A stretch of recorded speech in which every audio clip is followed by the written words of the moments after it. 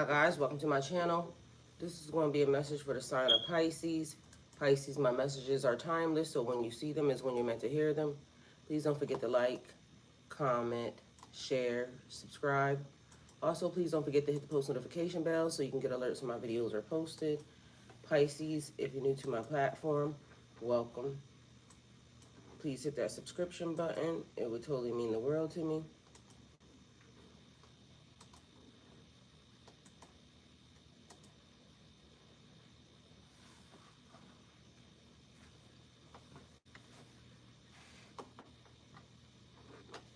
O cosmic creator, source of all life and light, you're my shepherd, guiding me through every valley, every shadow. I lack nothing, for you lead me beside the still waters and restore my soul.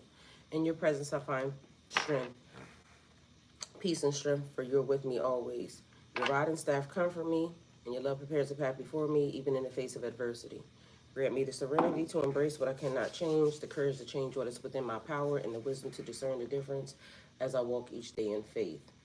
In the presence of your infinite grace, I am unafraid, for your kingdom flows through me as it does all creation. With deep gratitude, I give thanks for the miracles already set in motion in my life. Shift what must be shifted, move what needs to be moved, and illuminate my path with your divine light. Align my heart, my actions, and my soul with your will, for I know you have already provided the strength, guidance, and blessings that I need. I release all fear, and I surrender fully to your higher wisdom. May your goodness and mercy follow me all of the days of my life. As I dwell in your sacred presence now and forever. Amen.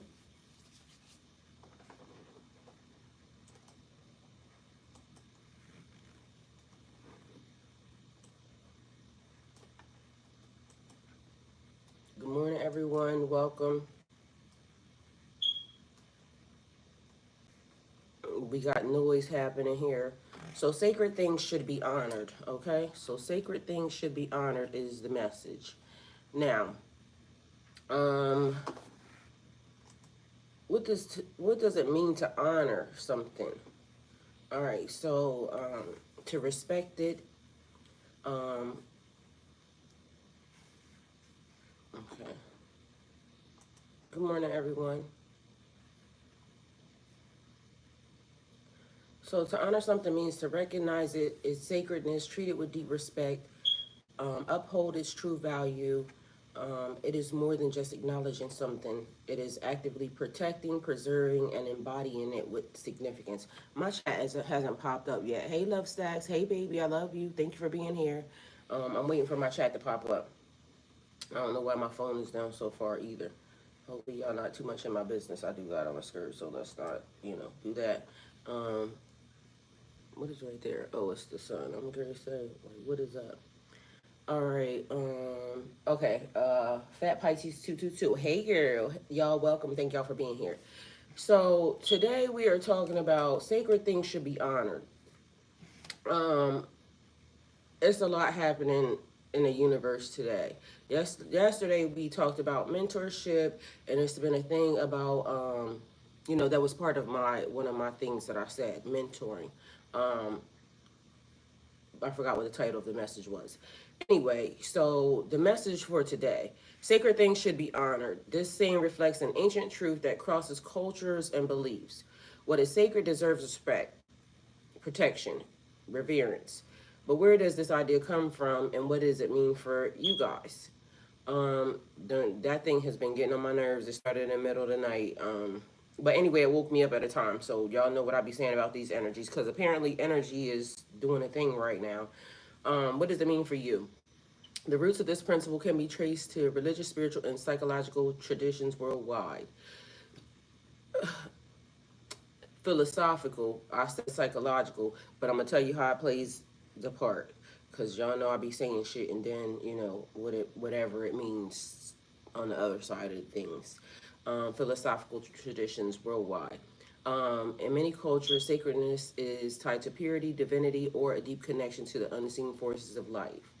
In the context of you guys and Pisces, a sign deeply linked to mysticism, intuition, and transcendence, honoring the sacred means respecting the ethereal and emotional realms. Definitely important, because I told y'all yesterday about how energetic ties or being connected to people, because I said this demon is losing his shit. depending upon, whether or not it's a real life demon for you or it's just a, physical entity. However it's playing a part in your life, energetic ties and things of that nature are, a real thing. So in the context of you guys, a sign deeply linked to mysticism, intuition, and transcendence. Honoring the sacred means respecting the ethereal and emotional realms. For Pisces, this stand is a reminder to protect their spiritual sensitivity, dreams, and the unseen forces they channel. The sacred things in your world, intuition, compassion, and mysteries of the subconscious. These should never be dismissed, exploited, or treated carelessly. Instead, they should be honored, nurtured, and used for wisdom and healing. So, what sacred things in your life deserve honoring, right? Hey, beautiful Aaron, love you. Thank you for being here. So, I listened to somebody, right? Y'all listen to me, I'll be listening to, some people here and there, right? One of the people that I love to listen to, and I told y'all about this person before, his name is Mike Rashid or Mike Rashad. I hope he don't get mad because I'll be maybe butchering his name, but um, anyway, this man just wrote a book, right? So yesterday, one of the things that came up, I'm in one of his groups, right? So technically, I don't know him. He don't know me. We may have a, inkling because I told y'all I DM'd him one time. And anyway, so probably unbeknownst to him, or maybe he knows because he's definitely spiritually in tune. Um, I sit and I listen, sometimes to some of the things that he talks about, right? And I'm in one of his groups. So one of the things he posted, he actively posts on Instagram all the time. Wisdom, wise words. Wisdom is knowledge applied. Wisdom is the action, the execution, and the experience. Wisdom is the difference between memorizing the words. I don't know why. Memorizing the words of a prayer and actually living the principles of that prayer, right? And then another thing he posted Saturday, spirituality is not abstract, it's practical.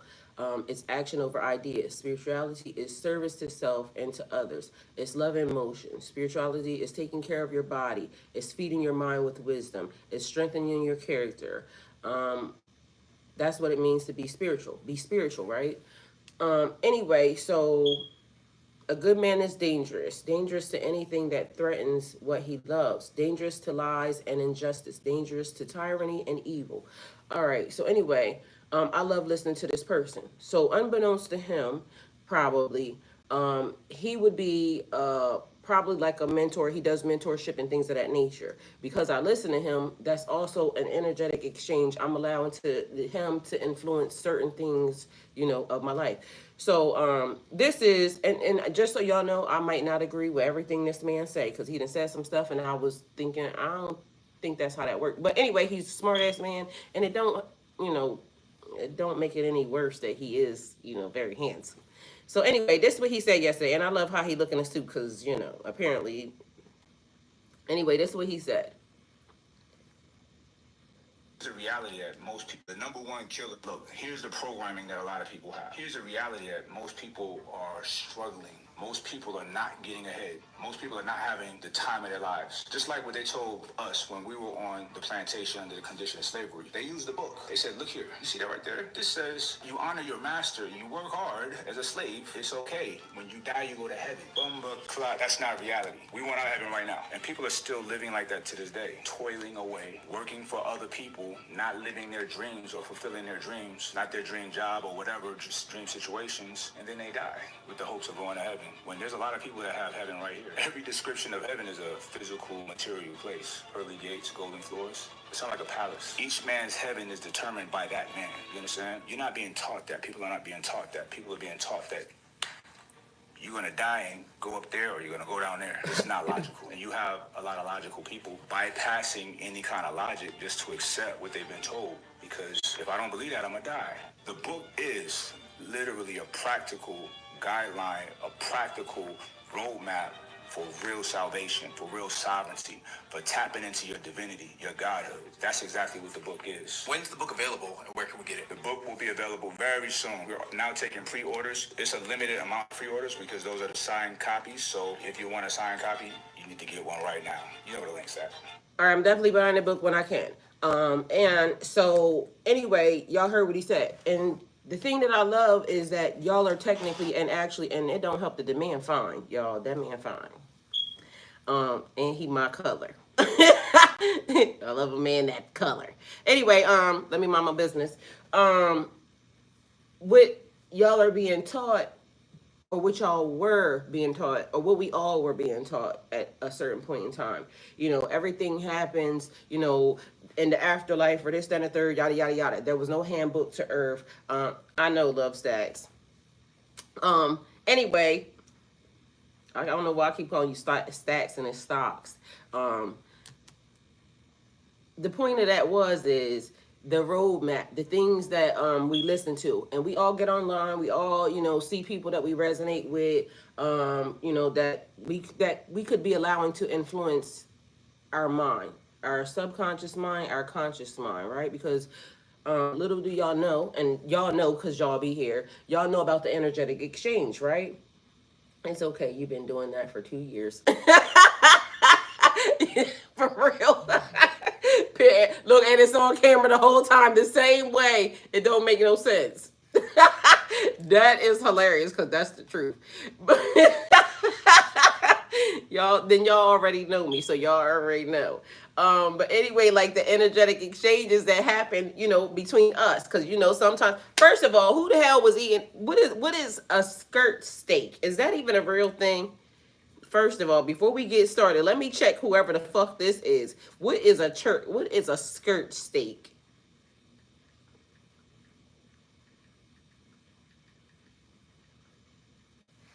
I had to make sure I kept that on my mind because I wanted to cuss out whoever the fuck this is. Skirt steak is a long, thin, and flavorful cut of beef taken from the plate section of a cow, which is located near the belly.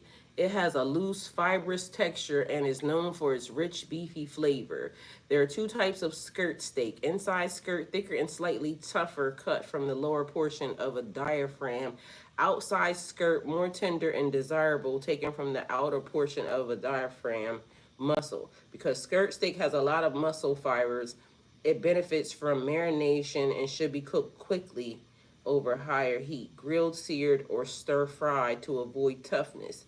It's also important to slice it against the grain to make it more tender. This cut is commonly used in fajitas, stir-fry tacos, carne asada. It's always a Mexican motherfucker. I love y'all, but listen, whoever the fuck was eating skirt steak last night, mind your fucking business. Because ain't no way I literally woke up in my sleep talking about, like, thinking about a skirt steak. Who the fuck is eating that?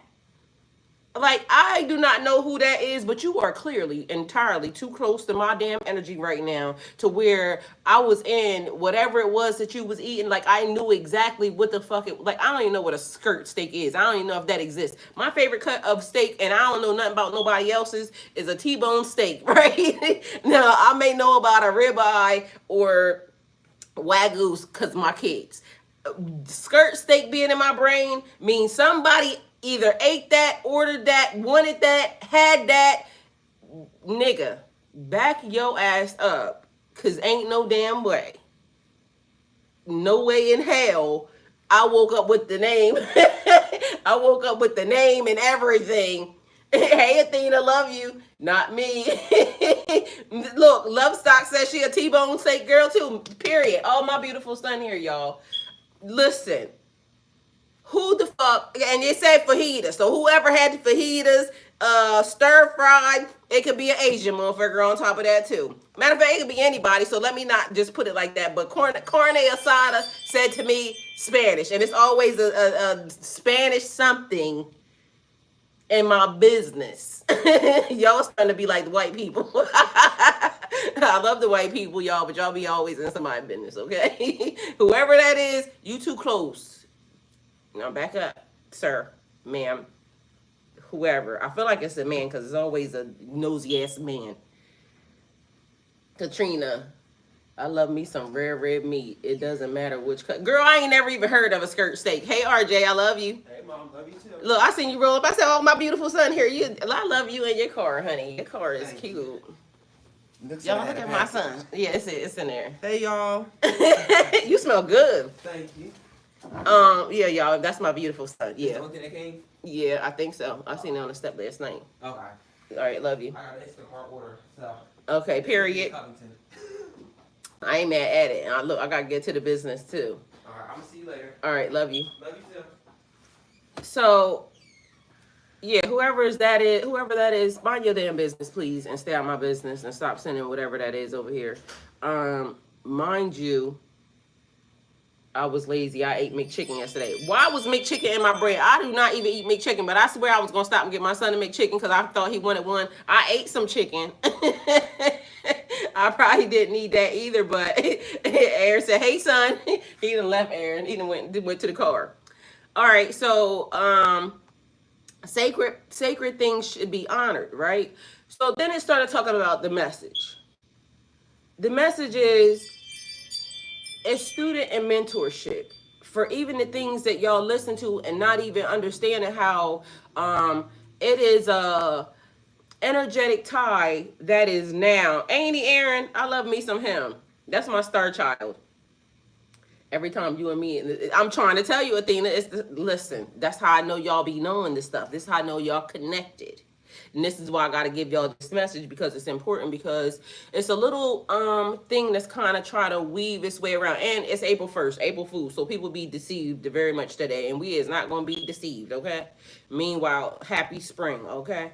So just so y'all know, it's time to plant, it's time to seed. I went to go get me some pot and soil yesterday. Excuse me. It do not make no damn sense how expensive everything is. It's ridiculous.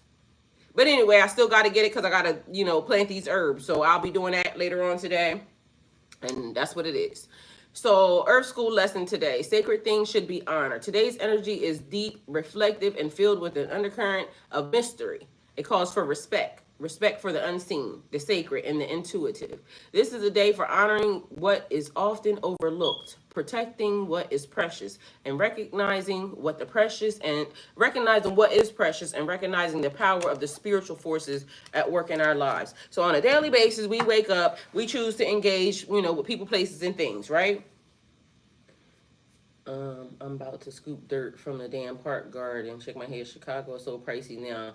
Like, it wasn't. You got that right. Either way, wherever y'all gonna get it from, make sure y'all start planting your herbs today, because, or y'all, whatever y'all vegetables, whatever you planting, let's, turn it a negative into a positive, because they be trying us, right?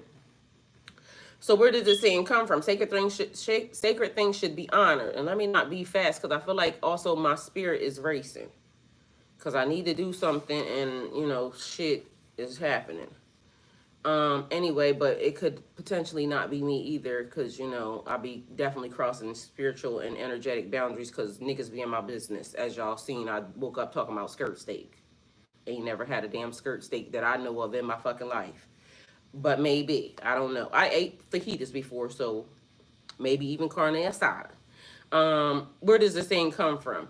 Sacred things should be honored is an ancient principle found in spiritual traditions across the world, from indigenous practices, and unfortunately I don't have a green thumb. I can't hang in plants, ferns, and even, well, guess what? We got to make that thumb green. We got to get to where we need to get to, because, it's important for us to make sure that what we eating, because it also goes into this message as well, because, energetically we're allowing a lot of things to influence us that we have to make sure that we are in control of. When I be saying control your demons, because sometimes other people's demons be puppeteering, and energetically it can come from so many different things. From indigenous practices to revered lands, the esoteric teachings that guard hidden knowledge. This saying reminds us that some things are not meant to be taken lightly. It originates from a deep understanding that when we treat the sacred with respect, we align ourselves with higher wisdom. See, I should actually spell check this before I even be finishing whatever it is I'll be finishing, but I'll be taking what I'll be taking, and then I'll be reading it the way it should not be read.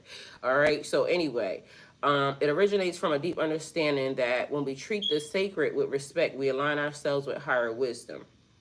Why is this important? To honor the sacred is to recognize the forces that shape our reality beyond what is visible. Disrespecting sacred things, whether spiritual beliefs, ancestral wisdom, or even the sacredness within ourselves, lead to imbalance, distortion, and a loss of connection to higher truth. When we ignore what is meant to be revered, we invite chaos, confusion, and spiritual dissonance into our life. So the reason why this even came up is because every day I sit in front of y'all and I give y'all a message. I want to make sure that I'm doing the right thing and the best thing spiritually, connecting with y'all, because technically a lot of y'all come here on a daily basis. Y'all heard Love Stock say she been here for 2 years. So I have to make sure that what I'm giving y'all, I'm supposed to be giving y'all. And so far I've seen the growth, even from, not even from myself, but also, I mean, from myself, but also with the way we have grown collectively, even together. We talking about stuff that, maybe we eat, but mind you, it has been a thing where, telepathically we have been communicating and talking, because the next day we all realized we all did the same exact thing. How? So from the beginning, when we first started on this channel, we didn't know we could do that. We didn't even know we were doing that. But now, years later, we have, established that that's the thing. Also, there's people who have been connected to my channel since 2019. These people go off, they have their life. Some have even got married, some have, but they always come back, and they always come back to tell me how much they have grown spiritually because of the channel, because of, because I ain't do it, God did it. Okay. I just was obedient, listened, and sat down and did the job.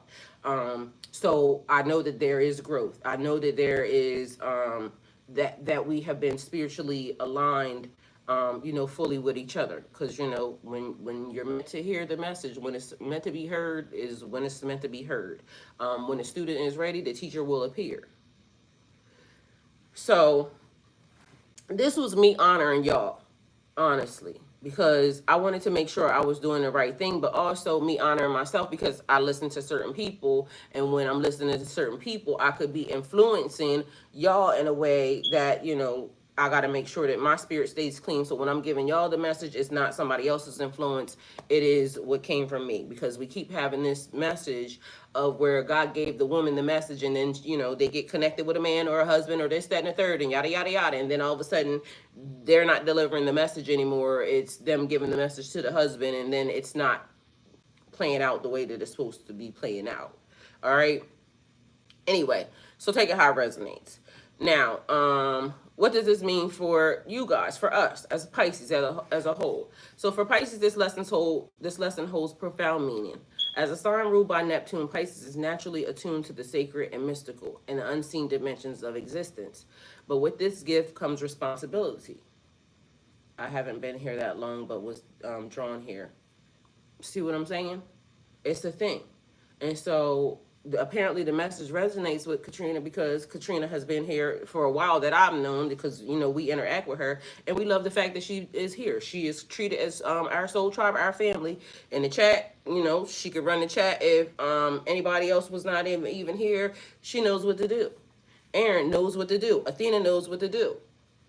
So it's almost like, they welcome everybody in, because when new people show up, they just, go right on in.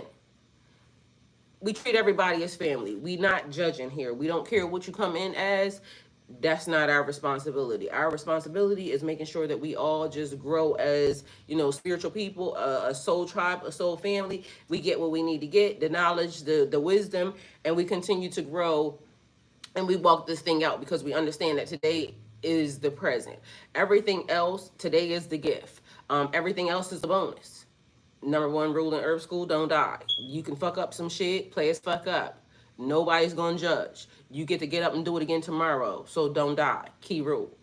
We don't care if, you may have had a bad day and you may have exploded on somebody. We're not gonna judge you. We're gonna love on you still, and we're gonna say, it's okay to have bad days. And, some people say that's not a spiritual thing. play as fuck up. Shit happens. We still gonna love on you in here because we not judging you having a bad day. We not judging you, you know, nothing. That's not for us to do.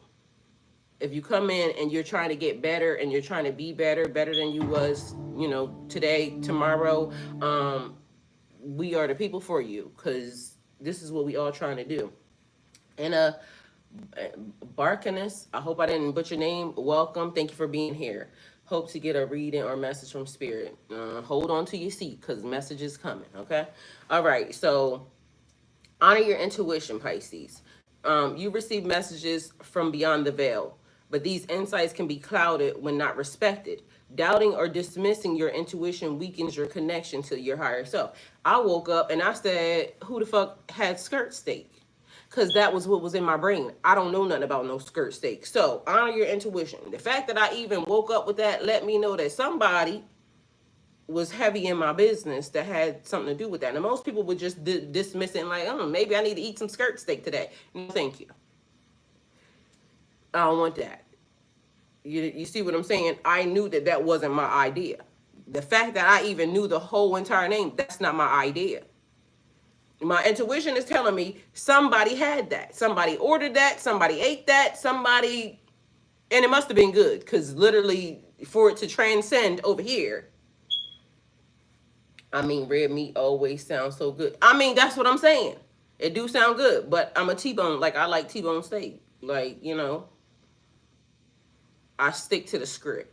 I don't really beat off the foreign path, you know, but maybe if it was in a fajita, maybe, because I did have tacos in my spirit yesterday. Like, literally, I didn't know what I wanted to eat. I went down the history, and I ain't even lying. It was down the road of, first, it was something pertaining to McDonald's. Then it was Chick-fil-A. Then it was fucking Taco Bell. Then what else did I decide? I thought about pizza maybe. Like, it was like so many random ass food thoughts playing out in my brain. And then I was like, fuck it. I'm gonna just go to Walmart and I'm gonna get some chicken and some rolls. And what else did I eat? Macaroni and cheese. And yeah, that's what I ended up eating.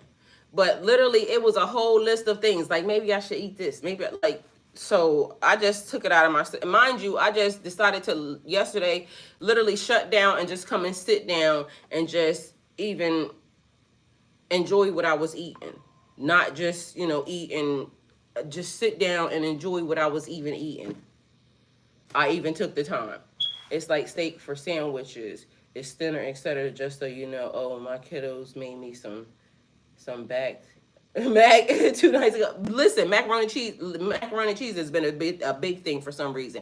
I've been shopping for people, and I swear macaroni and cheese is everywhere. These people have been ordering like 12 boxes of fucking baked 12 boxes of fucking elbow noodles. Like, I'm like, what the fuck is they make? Like, I know they got Easter or something coming up, but what the hell is y'all people making with all these fucking elbow noodles? Anyway, I ain't judging, you know, that was what was there. But anyway, honor your intuition. Know that what you know, that the dreams, your stuff, like everything that's playing out is important. Honor, respect it. That's a lot of starch, and it is. But macaroni and cheese be so good, especially if it's done right. And the funny part is, did y'all know who got some good ass macaroni and cheese? But I swear, they high as I don't know what, and I don't know who told them they should be this high for macaroni and cheese. But Popeyes got some good macaroni and cheese, but that should be high. Why y'all so high, Popeyes, for macaroni and cheese? Anyway, get it from your grandma. She probably make it the best, all right? So protect your dreams and visions. Your dreams are not just fantasies. They hold guidance, healing, and spiritual truths. Keep them sacred, not by sharing them with those who do not understand their value. Because some people, like, trusting your intuition is definitely a thing. I share a lot of stuff with y'all, right? Because again, for me, I feel like the only way we gonna get this ball rolling spiritually, mentally, physically around here is if I just maybe overshare, and then whatever y'all, you know, deem somebody that could be like me, will pick it up, right? So lately it's been this thing. Apparently 7 is a thing. Mind you, 7 is an entity, a demon, or a deity, or something. I don't know. But 7 is a thing. The funny thing is I kept dreaming about 7 when 7 was in Arizona with my son, not realizing that, you know, oh, I'm picking up 7 in Arizona. 7 is a dog. 7 is my son's dog. Mind you, she has a spirit as a person. But the past couple days, I have been seeing, and mind you, this happened. Why I just get a chill?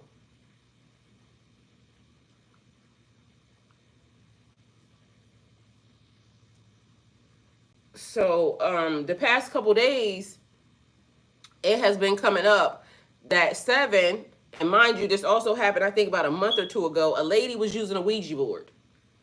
And so for all these years, over 20 something years, I think she said, and don't quote me on that, but her and her husband have been using a Ouija board to connect to an entity known as seven. So she was on TikTok and she was telling everybody that, she, at first she was embarrassed because she didn't want to freaking, say what was happening. And that they even play with Ouija boards. But then she decided she needed to give out this message because she wanted to know who else was connected to seven. Because seven was giving out the tea on some stuff that was getting ready to happen, right? Hey, Mike. So seven became a thing even with her. And I told her, I said, seven kept calling me in her dreams, right? But mind you, I'm thinking it was because of my son. And it probably was because of my son even then. But then come to find out, seven again started coming up. And now seven is now contacting other people. And seven is strange, but seven is communicating about everybody getting together. The ones that even resonate with whatever that is. Y'all hit the like button, please, and thank you, because the number's off. But mind you, the numbers are off. The numbers are even where I'm at, but the numbers are off on the channel because literally all y'all in here talking, and then it's showing me that one person is here. So, I don't know. But again, that could just be the thing. The numbers are off because, as y'all know, today is probably really not the day, and they want to throw you off because April Fool's Day. But mind you, tarot journey. You start off as the fool, you end up as the fool. Every level that you ascend and master, it starts off brand new.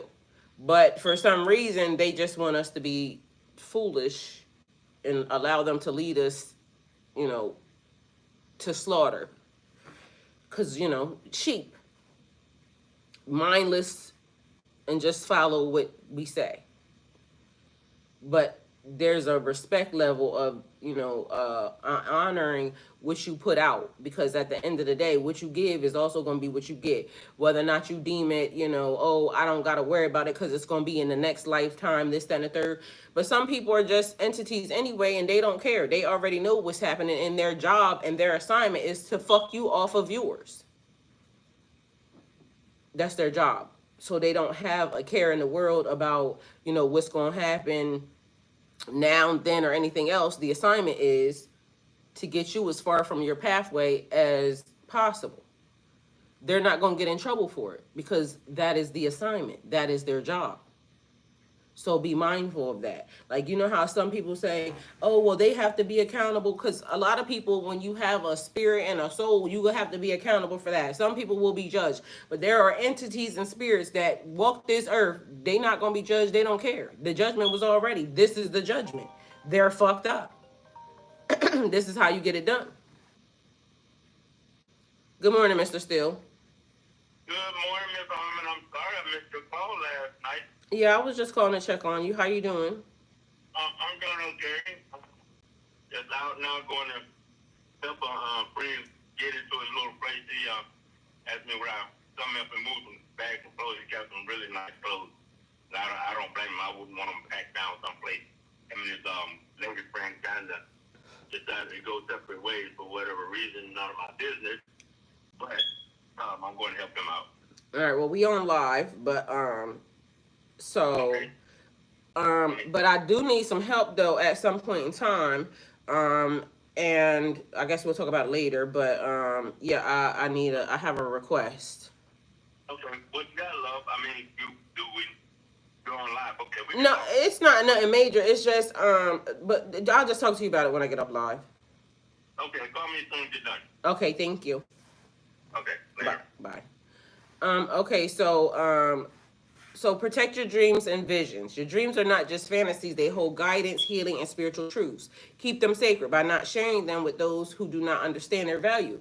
People will call you crazy. People will call you everything under the book because they don't understand that spiritually you're elevating, spiritually you have connections, right?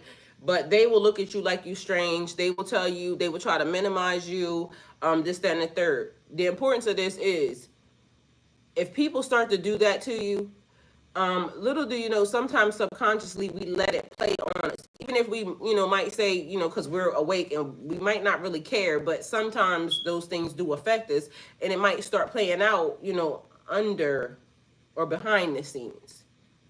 So cut those cords with them people and get away from them people. Katrina, I know that all too well. Respect your emotional depth. Your emotions are sacred. Your emotions are sacred currents that connect you to the collective consciousness. Avoid numbing or suppressing them. Instead, learn from them and channel them wisely.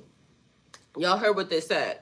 Your emotions are sacred currents that connect you to the collective. All of us. So have you ever noticed, and we have all, one day I called somebody that was in the collective and I said, what is that energy? Like, do you feel that? They said, yeah. So sometimes, and it could just be one of us, something happens and, we kind of, and I'm going to just say, because I myself, I don't know how energetically, close I am with some of y'all. So I may, like the other day, I just was happy. I hope that I gave y'all the happiness. I even came here to share the happiness with y'all in front on the camera, just so y'all know. But sometimes you pick up feelings and emotions and you be like, why the fuck do I even feel like that? Like, nothing's wrong. Meanwhile, you could be picking up somebody else's energy, somebody else's feelings. Athena said, now I smell bacon and no one here is cooking. What a tease. And I don't even eat bacon unless it's beef bacon. So, and beef bacon and pork bacon smell two different ways. But I know the smell, Athena, because, I like, there go Mr. Still right there. One thing that I did like when I did eat pork, bacon, ham, and pork chops. Oh, and ribs. But I can eat ribs in beef form, though, so... but bacon definitely has a distinct smell. So who the hell cooking bacon that Athena smell right now? Somebody tell us. All right. Guard your spiritual knowledge. Pisces often carries wisdom from the past lives, deep spiritual insights, or esoteric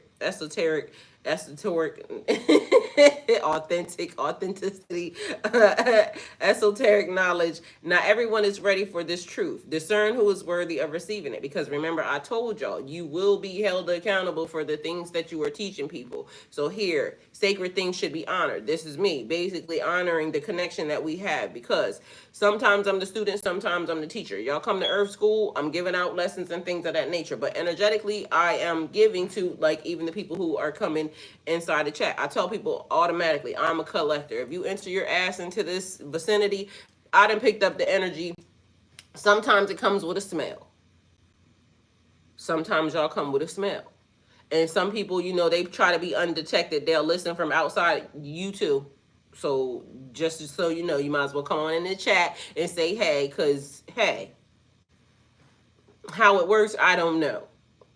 It is a little weird. It was weird when it started to happen. But guess what?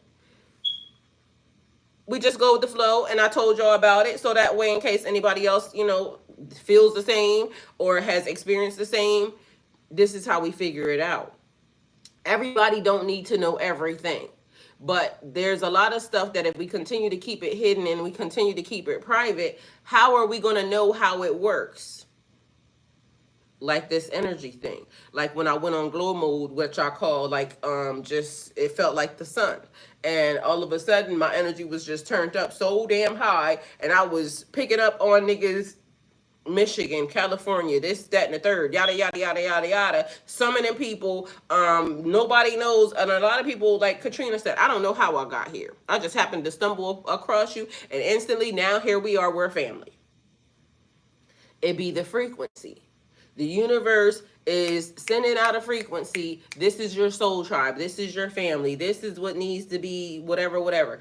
So in case anybody keeps wondering at any point in time, and this could be, male or female, I have been doing pelvic Pilates, right? One of the things, because, if you don't use it, you're going to lose it. And I'm trying to make sure that thing stays strong. So if anybody been getting those feelings, sorry.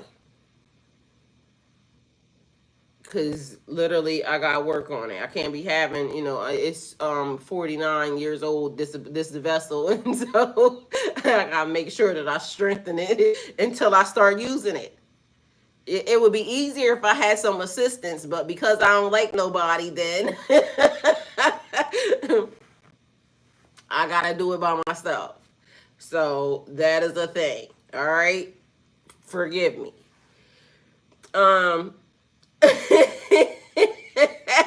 Athena, I mean, I'm trying to tell you, like, listen, the saying is right. If you don't use it, you're gonna lose it. That thing will start to droop along with everything else. So, you know, I'm gonna have to work on that thing. All right. Honor your sacred, honor the sacred in others. Just as you have sacred aspects within you, so do others. Respect the spiritual journey of those around you, even if their path looks different from yours. So we don't judge. We listen and we don't judge. Somebody may have some weird shit happening to them that has not happened to you. Guess what? We listen and we don't judge.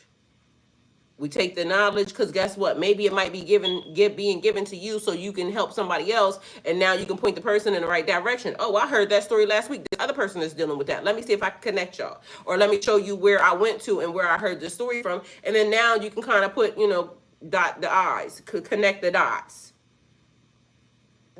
See, Katrina, look, I'm telling you, doing the same thing. Katrina's doing the same thing. I'm working on these kegels so I could be able to crush the top. Well, same thing though. She said so I could be able to crush the tops off beer bottles with my old ass. But you see what I'm saying? So Katrina doing the same thing I'm doing. I'm doing the same thing Katrina doing. Kegels is also pelvic Pilates, pelvic, you know, strengthening. Because again, if you don't use it, and a lot of us be being celibate. So when you being celibate, you might need to just celibate, but we not. We just not using it. Well, walking helps, but you know, we gotta try to keep the thing in there because what happens is it starts to kind of like, well, you know. So you gotta tighten it so that way when you walking, it's not falling out. It's weird. Anyway, so we dealing with some stuff, okay? But it could be causing like sexual arousal in some people and not realizing where it's coming from. The energy's being sent, or it could just be somebody in our energy that's out here having sex. Because somebody been having sex. It just wasn't me though. So the other day you were dreaming about Disney songs. I woke up that day with the Sleeping Beauty song, Once Upon a Dream in mind. See what I'm saying? And then, because it means something. Why are we all doing the same exact thing? But it's the connection. Those songs, those stories behind that mean something. So honor the sacred in others. So today's reflection, take a moment to consider what is sacred in your life. How can you show it and honor it? How can you give it the honor that it deserves? What the fuck? The honor that it deserves. Whether it's your intuition, a personal ritual, or a deep emotional truth, give it the respect that it needs to flourish. Today's energy invites you to realign with what is holy within you, around you, and honor it, and it will guide you forward. So today, I took some time before I even got here because I had to, you know, add a little extra salt to the water, right? And then I just took my time and I kind of played this as I was, you know, taking my shower and salting and everything else, and just taking a moment to kind of realign myself because I already know somebody had crossed some spiritual boundaries when I woke up thinking about some shit that I have never had. And so I took you know, a little extra time this morning to try to, you know, cleanse away some energy because apparently something was happening, right? So here we are, Earth School lesson, sacred things and mentorship, because regardless of the fact y'all listen to me, I listen to y'all. We are in different roles at the same time, you know, because two things can be, you know, happening at once. I'm the student and the teacher and the student, right? Because I push record, we get on here, we all get to, you know, congregate in here, have community, talk to each other about everything that's going on. She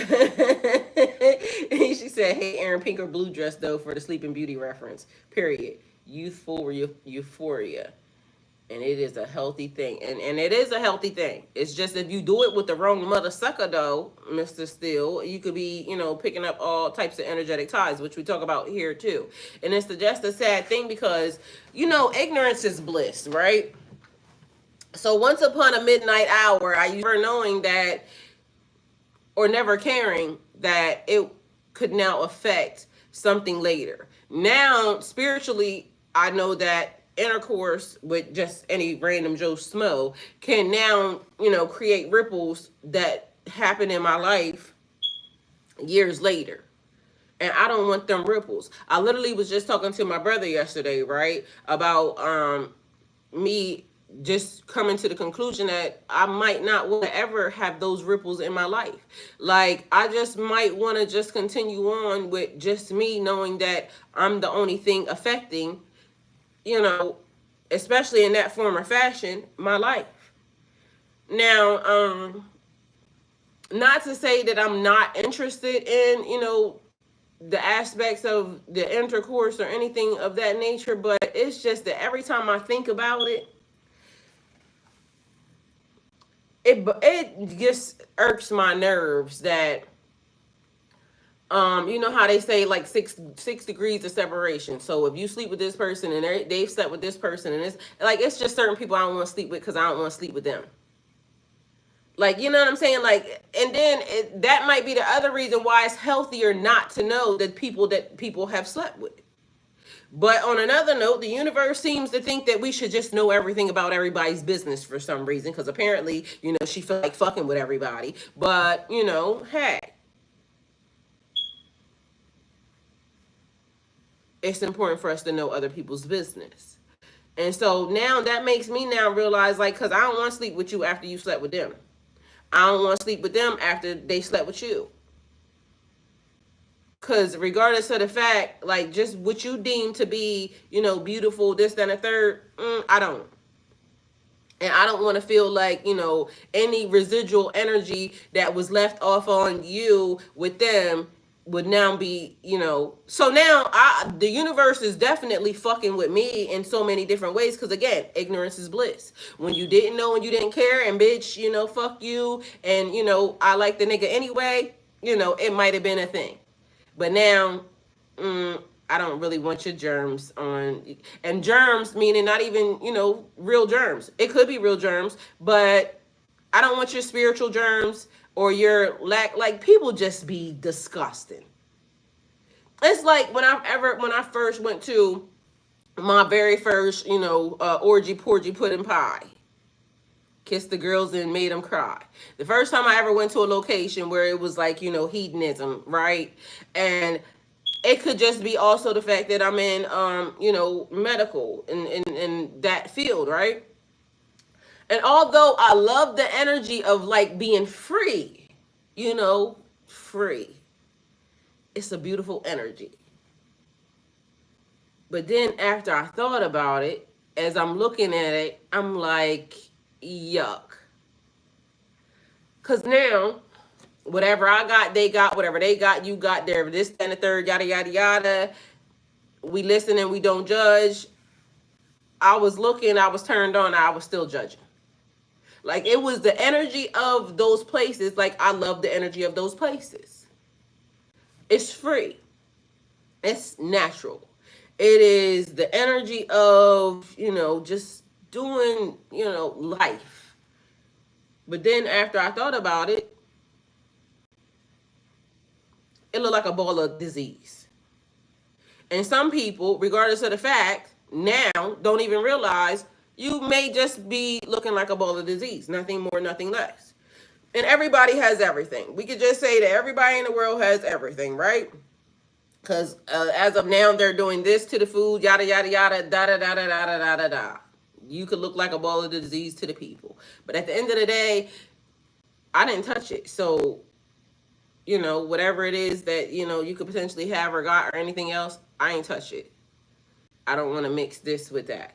So, it's bad, but it's bad. Because now I just be looking at people in a way like, ew. Like you was a fine ew. Like, you know what I'm saying? Like, oh, it's so handsome, but don't touch it. It's contaminated. It's hazardous. That done touched it. Like, it's sad, but it's true. It's some niggas that I done had sex with that now I'm ill about them. Like, why the hell did you let them touch you? Like, you know what I'm saying? After I looked at them, like, why the fuck did I even like them? So don't get it fucked up. I done did it to myself. Like, I done looked at me and said, like, why did you like think that they was? Mind you, I used to have conversations with one of my people, so I know like a lot of stuff that they have done and this and the third. Mind you, it didn't bother me. Again, ignorance is bliss. Love, you know, when they say love blinds you, love keeps you jaded in so many different ways. But when the universe wakes you up and the universe says, look at this shit, look at this.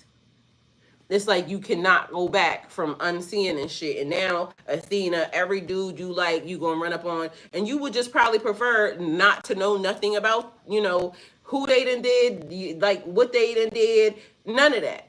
Because when you start finding out, now you're gonna be disgusted. And now you're gonna think, like, the fact that you even did that shows me that you don't have no self-respect for yourself. Like, you have low self-esteem because you dated shit like that. It's sad, but it's true. But the universe, for some reason, feels like everybody should just be in everybody's business, like I said. So the universe is then all of a sudden, Athena, you're going to like this dude. And now, all of a sudden, all his business is going to get downloaded to your phone. And now you're going to start running across bitches that you ain't never seen before. But then it's going to feel like something in common because, you know, apparently the universe wants to be very responsible with us. But I don't think the universe realizes, like, to me, why did you have to fuck me up like that? Because I don't like any of it. Just let me not know what he done so then that way I can still just love on him. Too bad. The universe said, look at this what he like. I like hoes too. I just don't like the feeling of, you know, all the hoes, even specific ones that just seem like dirty. And, you know, I don't like it. Almost definitely. Like, what the hell was I thinking, man? But it happens. Girl, it happens. We live. Yes. We live and we learn. We like what we like at the time. And then as soon as we leave them, we be thinking like, this nigga was never even, like, why did I do that?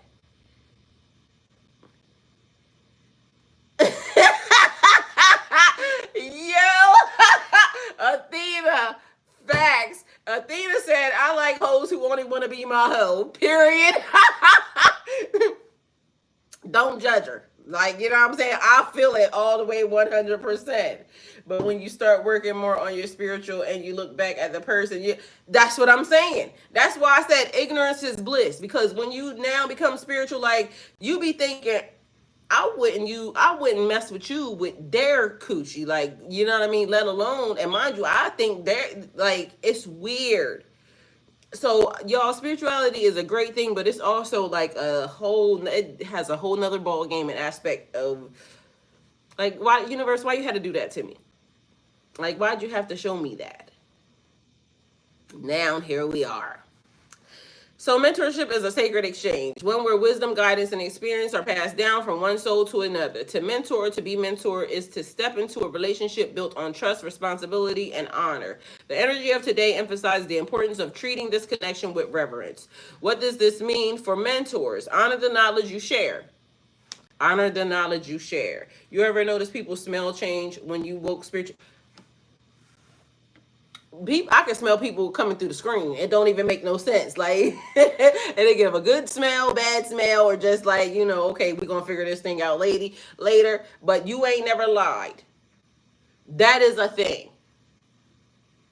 And another thing, because then you can automatically smell that you're not a good person on a person. Like, Athena, that was the worst thing that the universe did to me, the smell.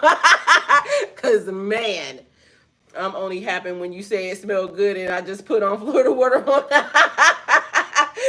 Because, you know, instantly I'll be saying it. Like, some people smell so good. Like, when y'all come into the chat, it be like, oh. And then others, you know, either they lingering around or something happens. And then throughout the day, I'll smell something. It'll make me start on. Now I know I don't smell like that. Now what the fuck is that? All of a sudden it smell like porta potty. Yo, and mind you, the smell is on food. The smell is outside. The smell is just around. Like the smell is just outside and everywhere else. And so I don't get it. Cause there's certain areas, and it's crazy because at first I was thinking that it was just me. But then I asked my son, I said, does it smell strange? I said, why the fuck do it smell strange every time we come over here? And my son said, Mom, you ain't lying. But he tried to tell me that it was a septic over in that area. There is no septic in that area. It just stank. And it's weird. I used to fantasize about the freedom with sexuality, but I could never bring myself to indulge. I've always been cautious about using my body in certain ways or displaying my body in certain atmospheres. I'm certainly not lacking or insecure about my body, just cautious. Mr. Steele, I done told you I went to hedonism one time in Jamaica, and it is well, actually I went a few times. Don't judge me. You know, I like the freedom. I like the atmosphere. I like what I like. And spiritually, it would be like kind of being in tune with your body, because there's also another side of spirituality where it's just free. Like, because with y'all, the other part of the, you know, sexual freedom and spirituality is people manifest through the orgasm. People manifest through sexual intercourse. So it's like if you're on the same page with somebody else, but it works either way. Like people, y'all don't even realize that y'all could be having sex with somebody and they're manifesting someone else. It's the strangest thing. One time I was laying right here when it first started. When that shit first started, it was weird. I literally smelled the sex. I don't know who was having sex because I ain't had sex in like forever. So who was having sex? And whoever it was literally must have had me all the way on their brain because I smelled the room. It smelled like sex. I was laying right here watching TV. So, but when you have intercourse or when you're, you know, sexually active with the right person, maybe, or maybe even the wrong person, I don't know. It's like the rhythm. It's so many things that go into, you know, good sex with a person. It's spiritual. It really is. So depending upon like how your brain, because my brain could at another time just shift, because like I was telling my brother, I said, I don't feel like I want to be like connect with anybody in my space because I just don't like it. Now, if I just decided I wanted to go, you know, drop some ass off here and there, my brother said they're not going to like you because they're going to find out you're a nigga. He said because you can't be treating men like that. What? Why I got to be in? Because literally, I don't want no connections with you. So if I decide that, you know, okay, I see something that's appealing to the eye, we like each other, yada, yada, yada. I'm grown. I can do what I want. I'm grown, real grown, right? And also, I've already had, you know, this type of experience with a couple people before. Like, don't say nothing. We don't got to talk to each other outside of, you know, whatever this is. I like you. You're very, you know, appealing to my eyes, but don't talk. Like, you know what I'm saying? Mind you, you know, because when you show up, you got to talk. But when we get into this, when we done, I'm leaving. So I get up, and mind you, you never coming near my house. So, and I don't mind going to yours, but mostly just get a hotel and make sure it's a good one, okay? Because I like, you know, good shit. And so my brother, they definitely not gonna like you because you can't do that to the men. Y'all do that shit all the time. But, you know, apparently they don't like it when a woman can do this also. So, you know, if it get going too long, because we pushing the gamut here. If it get going too long and I just decide that, you know, let's make a deal. Then I'm going to do that, and I don't give a fuck. Y'all going to have to talk to God about it, because I'm going to talk to God about it. And then I'm going to tell y'all, you know, maybe or maybe not, you know, about the experience, because it may be a good experience, maybe a bad experience. Either way, it's going to be a fucking experience, and I'm going to put my pants on and I'm going to leave. Or I'm going to put my dress back on and I'm going to leave. And then you see you bye until the next time. If it's worth some shit, you know, you might get the call once a month or once a week or once every 2 weeks or however it's going to go. Either way, don't talk to me in between them times, okay? because I don't want to talk to you. I'm not your friend. I'm not your nothing. I'm just someone that you see here and there. Don't call me for no dates or none of the above, because I don't want to deal with you. That could be a thing. But we have a very good understanding. My brother said they ain't gonna like me. But mind you, I got snitched on last time, so this could be a thing, because a nigga just decided that, hey, fuck everything, because this was the rules. Fuck everything that you said, and then all of a sudden the nigga started telling people that me and him was, we is nothing, sir. Why are you telling people that? But either way, whatever it is, it said sacred things should be honored. So if we just, sexual partners, it's sacred. Honor it. Shut your damn mouth. Don't tell nobody nothing. Don't say nothing. This is just what we doing. Okay? Period. A smell that leads to taste which may make me puke here and there. Oh God, what's that? I indulged a little and immediately learned about what was for me and what was trying to do for others. Plus waking energetically. It's not the appeal at all. Well, hold on, what are we talking? Oh, okay, I got you, Athena. Period. For my experience anyway. All right, so just so y'all know, people be giving me credit for everything because everybody was saying that I'm just so open. Like, this is like, the rumors. This is how rumors get started. I ain't never had no orgies. I ain't never had no, threesomes. I ain't never had none of that. Not from lack of trying, though, just so y'all know. Because, I'm willing to get into some fun shit, or I was willing. I don't know what I'm willing to do right now because right now I don't like nobody and, But I was willing. And shit, that's recently also the other thing is I done came to the conclusion, because I done had a, the opposite or the same at some point in time.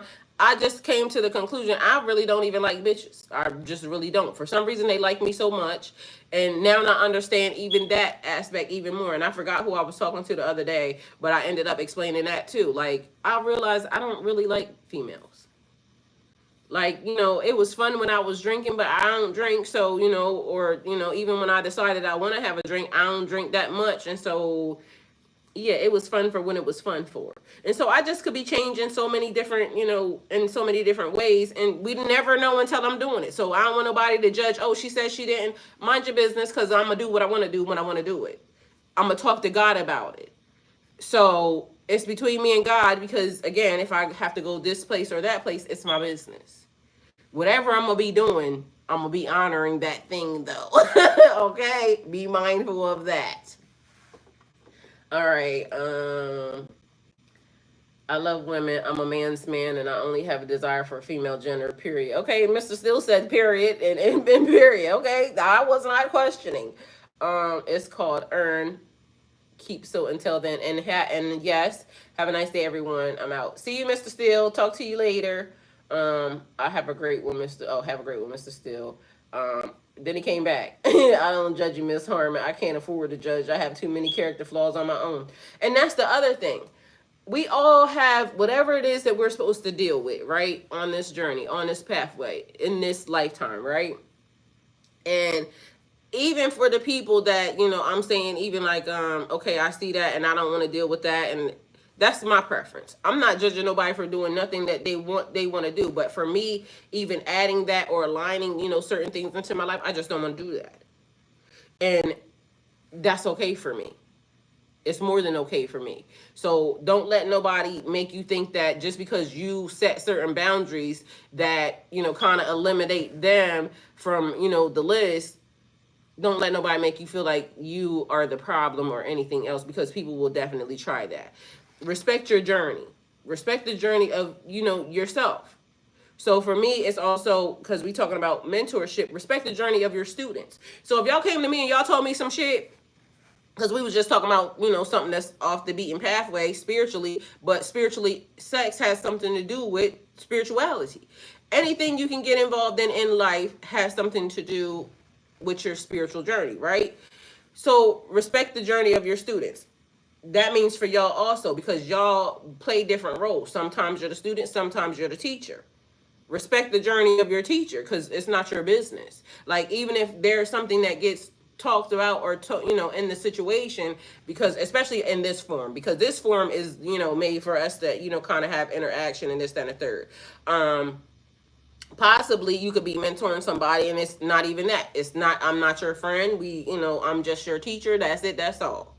Because there's sometimes when you're just a teacher, I'm not trying to fuck with you. Outside of this, whatever it is, this is what I do, and it's professionalism involved in that situation. So it depends upon the situation also, okay? So respect the journey of your students. Each person walks their own path. A mentor is not there to control or not to control, but to mold and guide, encourage and protect, and the unfolding of another's potential. So allowing you, or you just, being allowed to be you and experience life for whatever it is. Because again, nobody has your journey, your assignment written down. Okay, you're supposed to, teach such and such, this, and this, and you're supposed to make sure that they do these things. Like, I'm not your boss.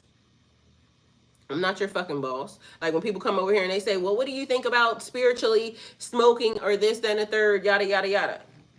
It's on here too, because it's something about shamanism. It's also something about like, Rastafari and things of that nature, depending upon what religion or depending upon, where your spiritual journey leads you to. You may be drinking, you may be smoking, you may be doing whatever these things are. And, drinking maybe because I think I want to do the ayahuasca journey, right? And they put that they make it in a tea, I think, or I don't know however they make it. It could be in a tincture, you know what I'm saying? Because then that's another thing. So like how they talk about, you shouldn't do certain things. Anything in excess should not be done. Anything in moderation, because tinctures are made with alcohol. Little do y'all know. Tinctures can be made with several different things, but a lot of tinctures are made with alcohol. Whatever your journey is whatever your journey is. You may not want to do something because, you may not eat meat because it's blood. You may not do this. You may not do that. But just because somebody else does, it's not for you to judge. I've gotten in an argument because I no longer partake in multiple female activities because I realized I never did it for me. I mean, for the longest time, it's like, you love who you love, but to me, it's almost like, I don't know, a woman could never really like fully be. And I questioned it. I thought about it. I even kind of, had an experience where maybe it was like, but then after I realized it, like, it's just a no. Like now I'm realizing, who runs the world? Girls, right? So it could just be that the message was getting a little bit skewed because, females are supposed to be in charge of this, and this. But for so long, men have tried to make it to where females play the back burner. No, if God called you, God called you. So if in fact the men decided they, don't participate in the situation, who would be around? That could be where it was being skewed because, that might be why so many butch bitches around. Maybe they're the new guardians because, and I ain't mean to say it like that, but I said it like that. I'm not judging. Because that was the way I understood it back in the day when I was first growing up, and women, because Stephanie was the first female that I even encountered that was older. Because I was young growing up, and so when I learned about female, this was, and mind you, that bitch was fly. She was the old, older lady, but that's what they called it. They called it butch. But either way, Stephanie was clean as the motherfucker. Every time you seen her, she lived above us. And so maybe those are the new guardians, because apparently the men, and I'm not talking about all y'all, because, I just showed y'all a man that seems to be like very manly. He ain't out here trying to wear his clothes tight like bitches. He ain't trying to, from what I've seen, because, I don't know him, but so I don't know what he doing. But the man looked like every time I come into his area, the smell that comes off this man, yo, is amazing. And just his demeanor, the way he is. I mean, even, and mind you, he's not just a bald head ass nigga. He can actually grow hair. A couple months ago, he had hair. Where he at? Mike Rashid. Look, one of his things right here, he actually got some hair. Americans is food. Food is the worst drug, right? Poison. But mind Food is you, a he bullet seems to in be a the very veins. good teacher. His demeanor, everything about him, to me, seems like from what I've seen. But don't get it fucked up. I done seen some other stuff that I might not like either. But for the most part, you know, everybody has their, and I ain't judging. Everybody got their shit. I don't know. I ain't judging. So this man had the nerve to try and guilt trip me that it wasn't fair someone else got my best for those experiences. These people crazy because guess what? I feel like also somebody will bring out the best in you. The person that is meant to you know, when you get in the right context, in the right areas, in the right situations with the right people, certain things will just automatically happen, and I know this for a fact. So spiritually, it's just like when I got connected to somebody at one point in time, right? And me and this person was in alignment. And we was probably doing some stuff that we should not have been doing, you know, just in the world in life. But we was having fun, right? What other people would deem not to be doing, because I felt fine with it. He felt fine with it. We was having a good time. I noticed that everything about me changed being in this energy with this person, and it's almost like spiritually, the way you look will even change. So you can get with somebody and it will be good or bad. You can tell by the essence coming off of you if the connection is good or bad. You get with somebody and then you start to look drained and worn out and tired and this, that, and the third. That's not a good connection. Excuse me, period. You get with someone and all of a sudden you start getting healthy. You start looking, you know, the very energetic, very like, that's a good connection. But also, I told y'all yesterday about something that looks like a good connection, but it's an entity and a demon, and you won't know that it's a bad connection until after, you know, you look all great and amazing and this, that, and the third. But that entity also presented you with an opportunity, but technically it was siphoning. So now there's many more aspects of even the connections that you make, because be mindful. Athena, you could be the teacher that is necessarily here, because even though I'm sitting here, I read stuff from y'all from the chat and everything else. So technically, Athena's teaching, Mike's teaching, Mr. Steele's teaching. A lot of people that come into the chat, we're having conversations back and forth. So energetically, we're all, you know, now interacting, and they're also teaching, they're also listening, they're also guiding. And whoever stops in to, you know, just lend an ear has now entered into the energy. It's a lot. But guess what? Throughout the days, we have learned to kind of control more of our energy. We have learned to kind of protect more of our energy. Me sitting here, I have also been made very aware that I will be held accountable for things that, you know, I send out. So I try to make sure that, you know, I only send out the best, because there's been some people that came in this damn chat and they start saying some shit. I won't read nothing they say, because I'm not inserting that into the system. And that's what I say to y'all. I'm not inserting that into the system. And guess who will pick it up? One of the moderators will pick it up that I ain't read shit from this motherfucker. And you know what they do? Delete they ass. Like Erin is notorious for, she picks this shit up real quick, and she'll start telling them, do you want to be here for a long time or a short time? It's funny because it's like a thing. But the moderators will pick it up, because once I ain't read nothing from you, I ain't even acknowledged you, we already know you trying to insert some fuck shit into the system, and I'm not gonna let it happen. Not on my watch, because why are you here? You here to sow discord. Mind you, we here because we need some clarity. We trying to figure this shit out, because, you know, drink your water, Pisces. So respect the journeys of others. Be aware of the responsibility that you carry. I just explained it to y'all. We have to be aware of the responsibility that we carry. Can I come over to change the battery on your smoke alarm? Please! Like, mind you, I'm going to change it, but honestly, I got to figure out which one, because it keeps sounding like it's over here, but I think it's that one over there. So I'm going to go get a battery, because I don't have none. I try to get my son to take it down. He done literally pulled it down, because now it's hanging, looking crazy. but he didn't take the battery out. So yes, please and thank you. That would be great. I feel we learn a lot from each other as well. At this point in my life, I'm not afraid to share. It's been a bit wild for my life, and I've never felt more welcome genuinely. Period. Because guess what? I give y'all my stories too. So I ain't even gonna sit in front of y'all and act like, I'm Miss Goody Two Shoes and I have done some fuck shit. And guess what? I ain't even saying I'm not far removed from it. I just now see it a little bit faster, and but it might be a slick ass nigga that enters into the business. And he might be all smooth and shit and smell good, and I might fall for some fuck shit. And then I'm gonna be telling y'all, this how I fell for it, this how he got me. Either way, we gonna learn, okay? From whatever it is that I go through. So I ain't even gonna hide that. Like, some shit happened, y'all, and your girl got caught. Either way, so far, I ain't even caught. I ain't even been interested, and they been trying. I told my brother, and I felt like I should have called the police on a nigga the other day. Mind you, it wasn't until my brother now, I had to tell him yesterday what happened, and then it gaslit me again to now feel like this nigga fucking violated me in all different ways, right?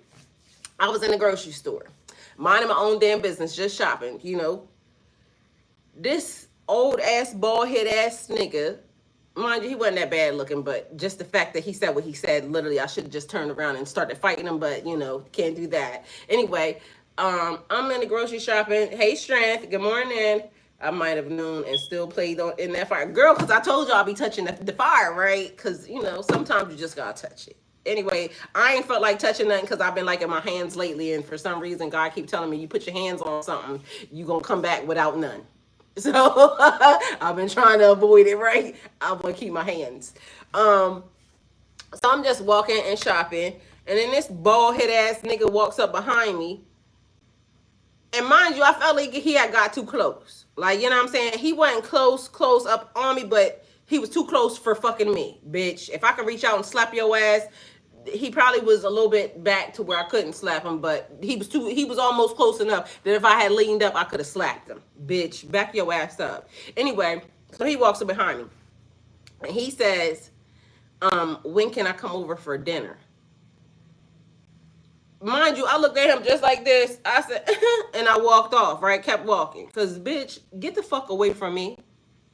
Because that's what I wanted to say, but, stuff for love. Anyway, instantly pissed me the fuck off. So I get away from, exit stage right, and then I go to the deli counter, and it's the women are over there, and I said, this motherfucker just walked up behind me asking me when can he come the fuck over for dinner. Mind you, I'm talking out loud, right? You know what I'm saying? Because I couldn't fucking believe it. And so I just dropped my phone. Ew, I hate certain types of girl, and no reason to be cocky. Like, did some niggas be arrogant and cocky and for nothing? I don't know what type of bitches y'all be fucking with, but I swear they need to be slapped with y'all, because who the fuck? Like, anyway, so I'm telling my brother is cracking up, right? Because I'm mad. Like, I done got mad all over again. Because who the fuck? Anyway, niggas y'all just mind you, it's not even that hard. It's not even that hard to run game or whatever it is, because technically if you built like that, nigga, the conversation should have said, oh, I think you're beautiful, here's some money to put on your groceries, and walk your bald head dumb ass off. Do that. That's how I know y'all all I hear is Lotto brokey. Like, don't ask me when you can get something from me, nigga, and you ain't gave me nothing but a bad attitude. Anyway, so I go over to the thing, and I asked the fucking, and mind you, I'm talking out loud. So now it's 3 black women over there that work at Walmart. They like, who the fuck did that? Because now I done said this shit out loud, and now it's to piss them off. I said, that bald head motherfucker over there. She said, oh, next time he say some shit, she said, I hate these men. I don't know where they get, mind you, because now I done started a whole gaslighting of the other women. He done gaslit me, I done gaslit them. Because, nigga, who the fuck do you ever walk up on talking about when can I come over for dinner? Nigga, you don't even talk to me right now. And then because literally, y'all, I don't like for people to talk to me. I ended up telling my neighbor the other day, I got a problem. I really... My son might be right, but my neighbor told me I was not wrong. So I'm gonna just go with the fact that I'm not wrong. I be having a bad attitude when certain niggas talk to me. Like, why are you talking to me? Cause who said you could talk to me? Like, I get that I'm outside, you know what I'm saying, but you should be very, very clear on don't talk to me. Don't say hi. Don't say nothing. Just go on and don't talk to me. My son and I don't know why I feel like that, y'all, but that's how I feel. Don't talk to me. I didn't ask you nothing. Like, if it's not, how you doing? Like, in passing, how you doing? Good. Like, you know how the people, like, that's it. Don't say nothing else to me. Don't stop and try to engage in no conversation. I don't want to talk to nobody. I don't like nobody talking to me, because why the fuck are you talking to me? Like, do I look like somebody you should be talking to? No, I do not. I should probably look very mean. But apparently I give an aura of, hey, just say hi to her.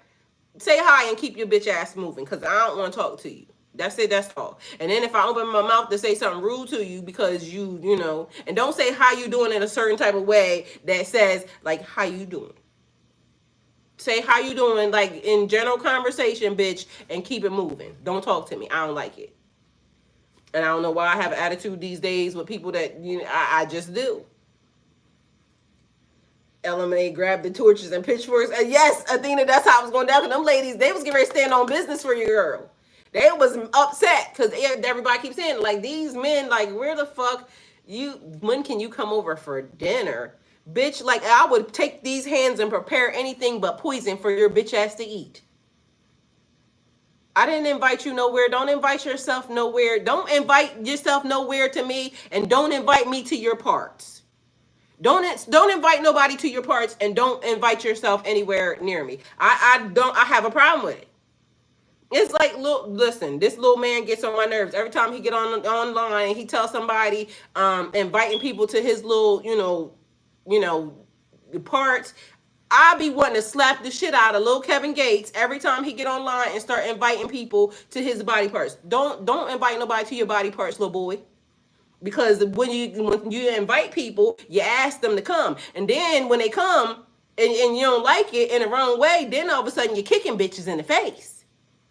Stop inviting people to your body parts before you get slapped.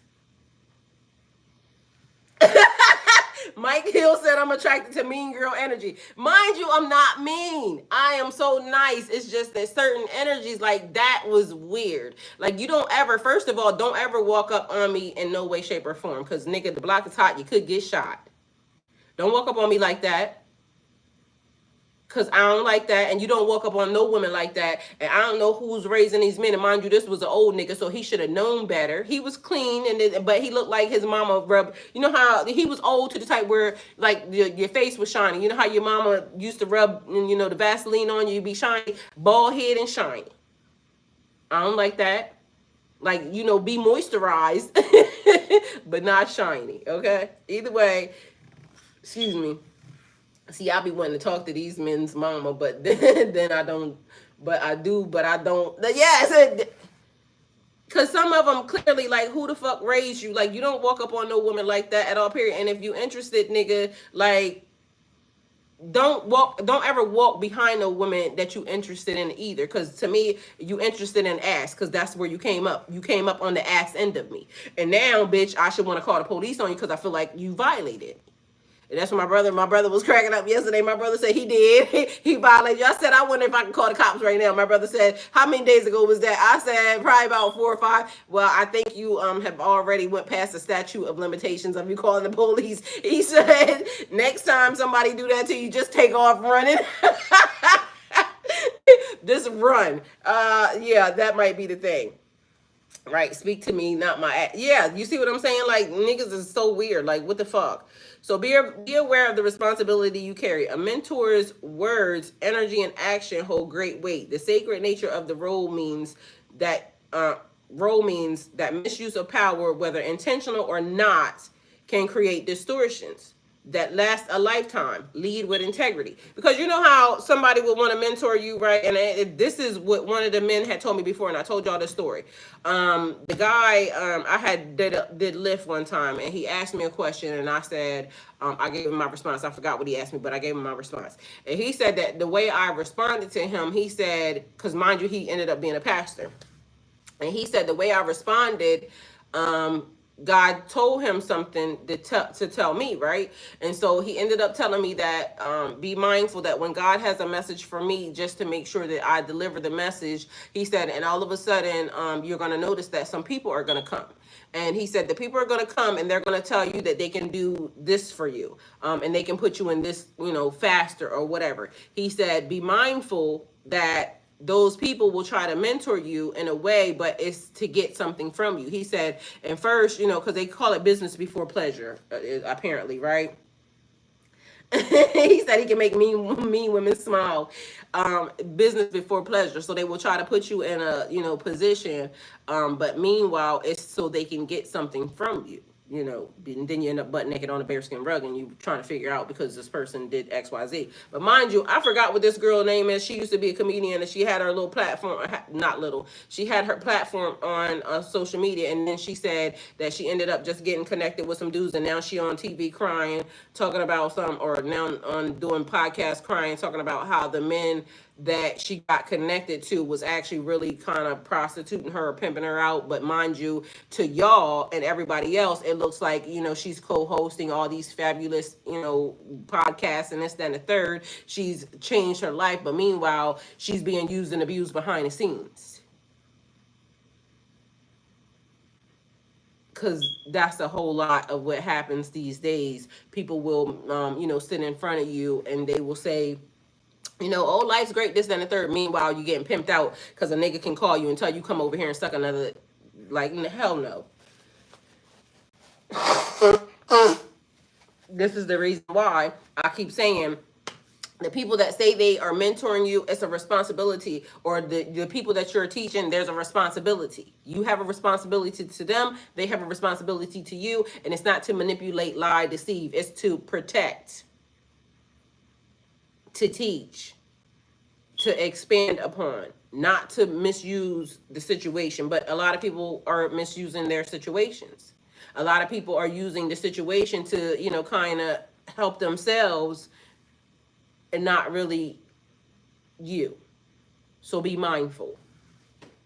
So honor the teachings that you receive. Not all knowledge is meant to be taken lightly. Some lessons are sacred and should be treated with the respect they deserve. Do not take mentorship for granted.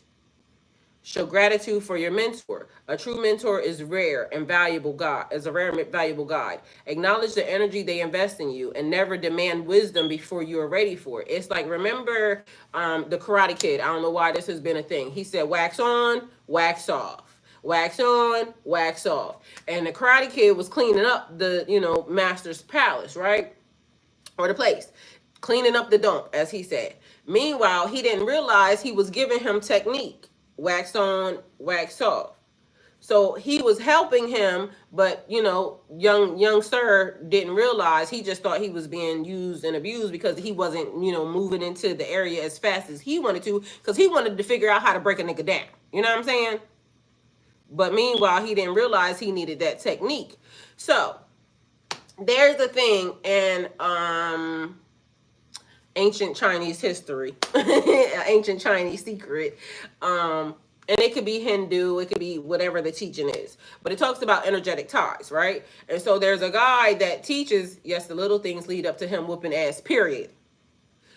So your energetic force, your chi, or, just your area. When I said the man walked up on me, like, don't walk up on me like that, instantly pissed me the fuck off, because nigga, you in an area that you have already violated me. And even though he was, an arm's length away, because I could have, could not have probably reached out and slapped his ass or turned around and drop kicked him. I probably could have did that. But, once a person comes into your area, they can weaken your area or they can weaken your space. So the guy, one of the teachers was showing that how the guy, he put his arm out, he was trying to, push his arm down, but he was already, strong.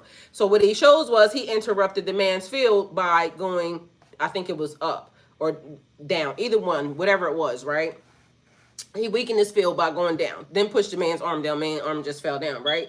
But he was showing how when they was learning karate, because I used to watch Bruce Lee with my dad, and you know Bruce Lee used to do a, you know, kind of like the hand movements, right? To But lo and behold, those hand movements were actually fucking with your energetic field.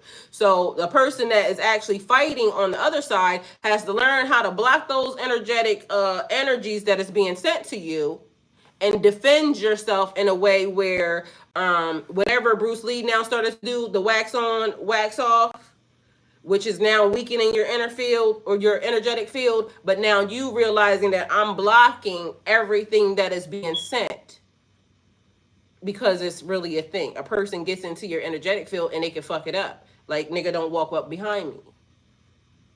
So it's like body language. I pay attention to people's body language, right? And so y'all sitting in, you know, on your couch or wherever you are. Mike Hill said he's driving right now, right? So he's sitting in his car and he's listening to, you know, a couple say that, you know, oh, we're happy in love, this, that, and the third, right? Matter of fact, I'm gonna tell y'all, no, I ain't gonna say that. So they're happy in love. Meanwhile, the body language don't suggest happy in love. Because the body language suggests, but mind you, people's energy is doing it all the while. Like, they are telling you the greatest lie ever, but the energy, if you pay attention and you can read the energy saying they don't like each other. Because we're the greatest couple. I love this person. We're just friends, yada, yada, yada, but we're, you know, in a marriage, da, da, da, da, da. Meanwhile, she's sitting away from him like this. She's leaned more away from him than a person that says, I love this energy. I'm going to turn towards him. I'm going to be, you know, kind of all up on him because I love him. Energy don't lie. Energy don't lie. Like, I'm watching people right now, celebrities, because, you know, they be in the limelight, tell y'all the biggest lie they've ever told in their fucking life. But because they know it's going to fuck up the bag, if the general public knows that what is really happening behind the scenes is not what y'all are thinking, y'all might not like them, because, you know, people be fickle, for real. But somebody don't ever wear their ring. Hey, do harm, I love that.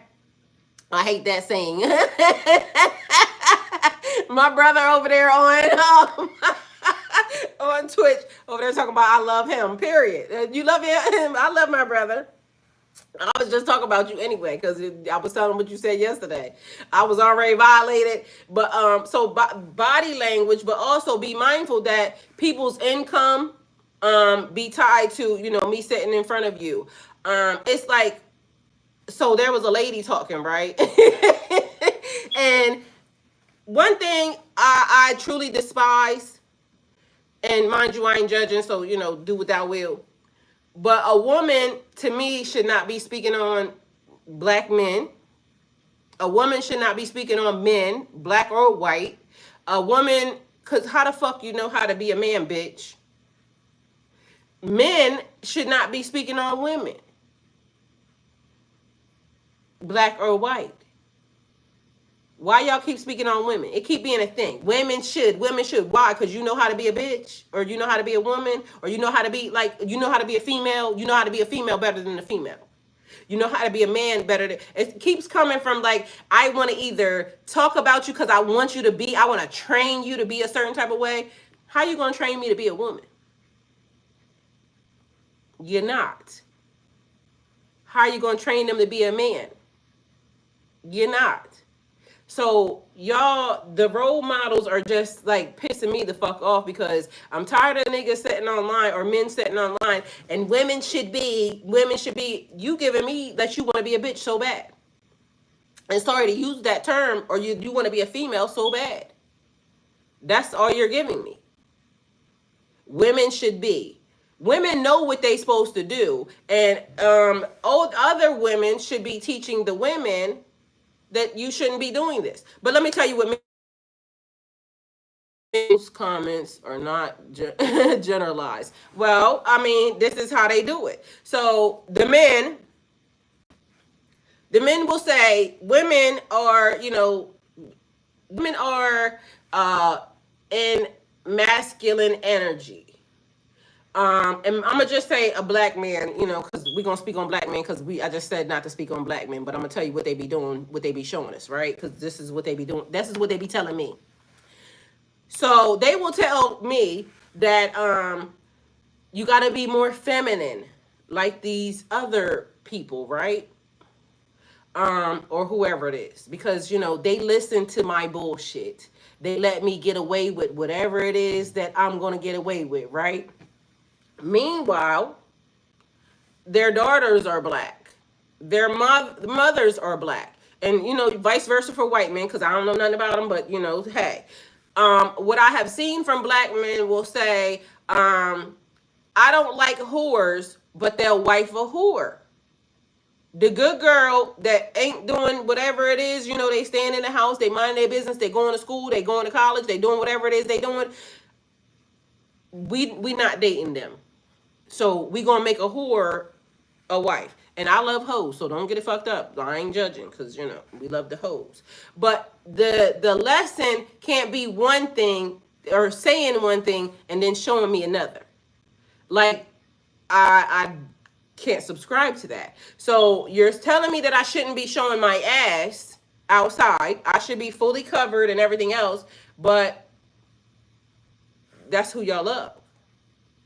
I told y'all one time I had an issue because I was doing everything that I was supposed to do, and my children's father cheated on me, right? And I took it to heart because I said, what did I do? What did I do that, made him do whatever it was that he did? I wasn't out in the club. The bitches that he was fucking was in the club. But I wasn't in the club. I was home taking care of the kids. I was home doing what I needed to do. I wasn't doing whatever it is these girls was doing. It made me in turn think that, okay, well, maybe I should do some of this stuff, because literally, if they're, that's what he likes, then maybe I should do that. Do you not see like how it's being done? They're providing feedback from situations that have impacted the life. I think we disapprove of those direct statements because they are provided within and no merit or facts. Yes. Okay, so and then don't tell me one thing and then show me another. So these same men, right, daughters, because these men be having daughters, right? So you telling me that women should be this, but mind you, this is what you're doing. So then your daughters, because you'll now in turn say, this is what I want at home, but this is what I want in the street, right? Is that what that boils down to? Do harm?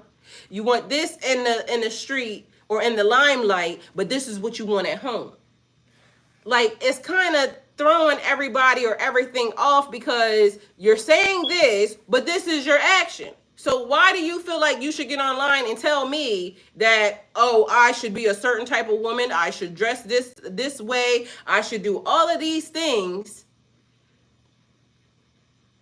but that's not the reality of what's actually happening. So it's confusing to the people and everybody else. Women should do what the hell women should do what the hell they want. Now the women that you want to manipulate and control are the target. And that's for my man, my brother right there. My brother's a Gemini. So take it how it resonates for you, but be mindful that protect your growth, okay? Because again, you have to be mindful that what we consume, what we're listening to, and although it's not like I chose that person as a specific mentor, but this is who I listen to all the time. This person is now feeding you. You have to protect what you are consuming, who you listen to, when you listen to them, how much you're listening to them, because these people are affecting you, just so you know. And I think that, I don't care how much they appear to be, body language, energy, and vibration don't lie. It don't lie. And then on top of that, like I said, she's saying the same exact thing, but vibration, energy, everything, because they will tell you one thing, but they will show you another. Energy don't lie. they would be better off saying that, like, because I tell y'all, like, I ain't gonna sit in front of you and lie about nothing that I do or how I am or this, that, and the third.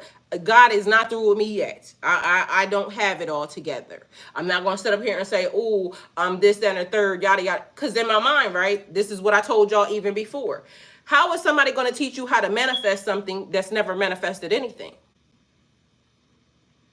That's a fact. People will tell you, oh, I can tell you how to manifest a better life for yourself. Meanwhile, look at their life. Look at their surroundings. How you gonna manifest something you ain't manifest? It's like these people will sell you some shit, and I've seen this, and this keeps happening, right? A person will sell you on this is how I change your life. I'm gonna sell you on how I change your life, right? But you gotta pay me $9.99. Excuse me, I'm gonna have a convention and everything, or you gotta pay me $29.99, and then I'm gonna teach you how to change your life, right? Which also one of the problems that I have is because if you're my family, you're my soul tribe, yes, you should get paid for the business that you do. But if I'm supposed to be, you know, the mentor, the guide, and we're all on the same journey of trying to figure out how this, you know, collective transformation works, telepathy, higher learning, all of how it all works, every piece to the puzzle works. I shouldn't be charging you for your piece because you're not charging me for my piece. I paid $29.99 and I'm still waiting on the fucking book, shaking my head. That's what I'm saying. So I'm gonna put, and mind you, if I write a book and you want the book, get the book. Mike Rashid just bought a book. Sound like it's gonna be a good book. I said I'm gonna get the book. But guess what? You don't have to get the book if you don't want to. The man still teaches online all day long for free. The stuff that you should be learning, or the stuff that you should be, that is a piece to the puzzle, or the stuff that you may want to learn. I mean, I don't know if he does that part because, you know, I ain't got that far into the man business, but some of the stuff that I see, because I'm always listening to the reels and things of that nature. But okay, so I'm gonna show you how to get $100,000, right? But I'm gonna do a TED talk, and so mind you, I ain't even got $100,000, just so y'all know, right? But I'm gonna have it after y'all pay y'all $29.99. I just manifested it, or I just got it, because literally I told y'all I'm gonna tell y'all what to do, but meanwhile y'all gonna be the ones that, you know, pay for my 100, and after y'all buy this program, then I'm gonna have $100,000, and then I'm gonna teach y'all something that ain't pertaining to what I just did to y'all. You see what I'm saying? So technically I now have $100,000 because I told y'all I was gonna teach you something that, but I didn't tell y'all, I didn't really teach y'all what I just did. What I just did was manipulated y'all asses into paying that $29.99, and all y'all coming together. Now I got $100,000, but now I'm going to tell y'all everything that I already tell y'all anyway. So maybe I should do that. But I know better, because I know that God going to figure out a way to put me in some type of situation that's going to get my ass beat, because I shouldn't do that. The person who sold the book of the person who didn't do the research. Exactly. The person who sold the book of the person who didn't do the research. Katrina said mental sorcery. Period. Protect your growth. Not all advice is meant for you, and not all mentors are in alignment for your highest path. Learn discernment and trust your intuition when seeking guidance. Be careful of the mental sorcery. Katrina said, I'm a managed woman, but I definitely can't be a man. I may have managed tendencies. I'm with you, but Katrina, is it really managed tendencies, or is it just that you're a boss? Your energy that knows how to take control. Because my brother said, I told my brother something yesterday. I ain't gonna tell y'all what I really said, right? But I'm gonna tell y'all part of what I said. So I told my brother, I'll be fucking mad every time I see grown men, like big, strong ass men, doing something. I'm gonna tell y'all what I said. So I be doing the shopping, right? And I said to my brother, I said, I hate when I see a big grown ass man in here shopping, right? And mind you, because I know these niggas don't shop no other time. I know they be sending their wives, their girlfriends to the store to shop for them now, because, you know, it's one of the platforms. Now they in here shopping, right? And it be some big, strong ass men. Like, I know you could go do something else, right? And there is no women jobs or man jobs in this day and time. I'm going to just say that, right? He said, and don't forget the dusty ass feet comment. I said that. So, because and what it makes me feel like is now my order's gonna be messed up because of the fact that it's a big grown dusty ass feet ass nigga in here. He in here shopping, and now my order's about to be fucked up.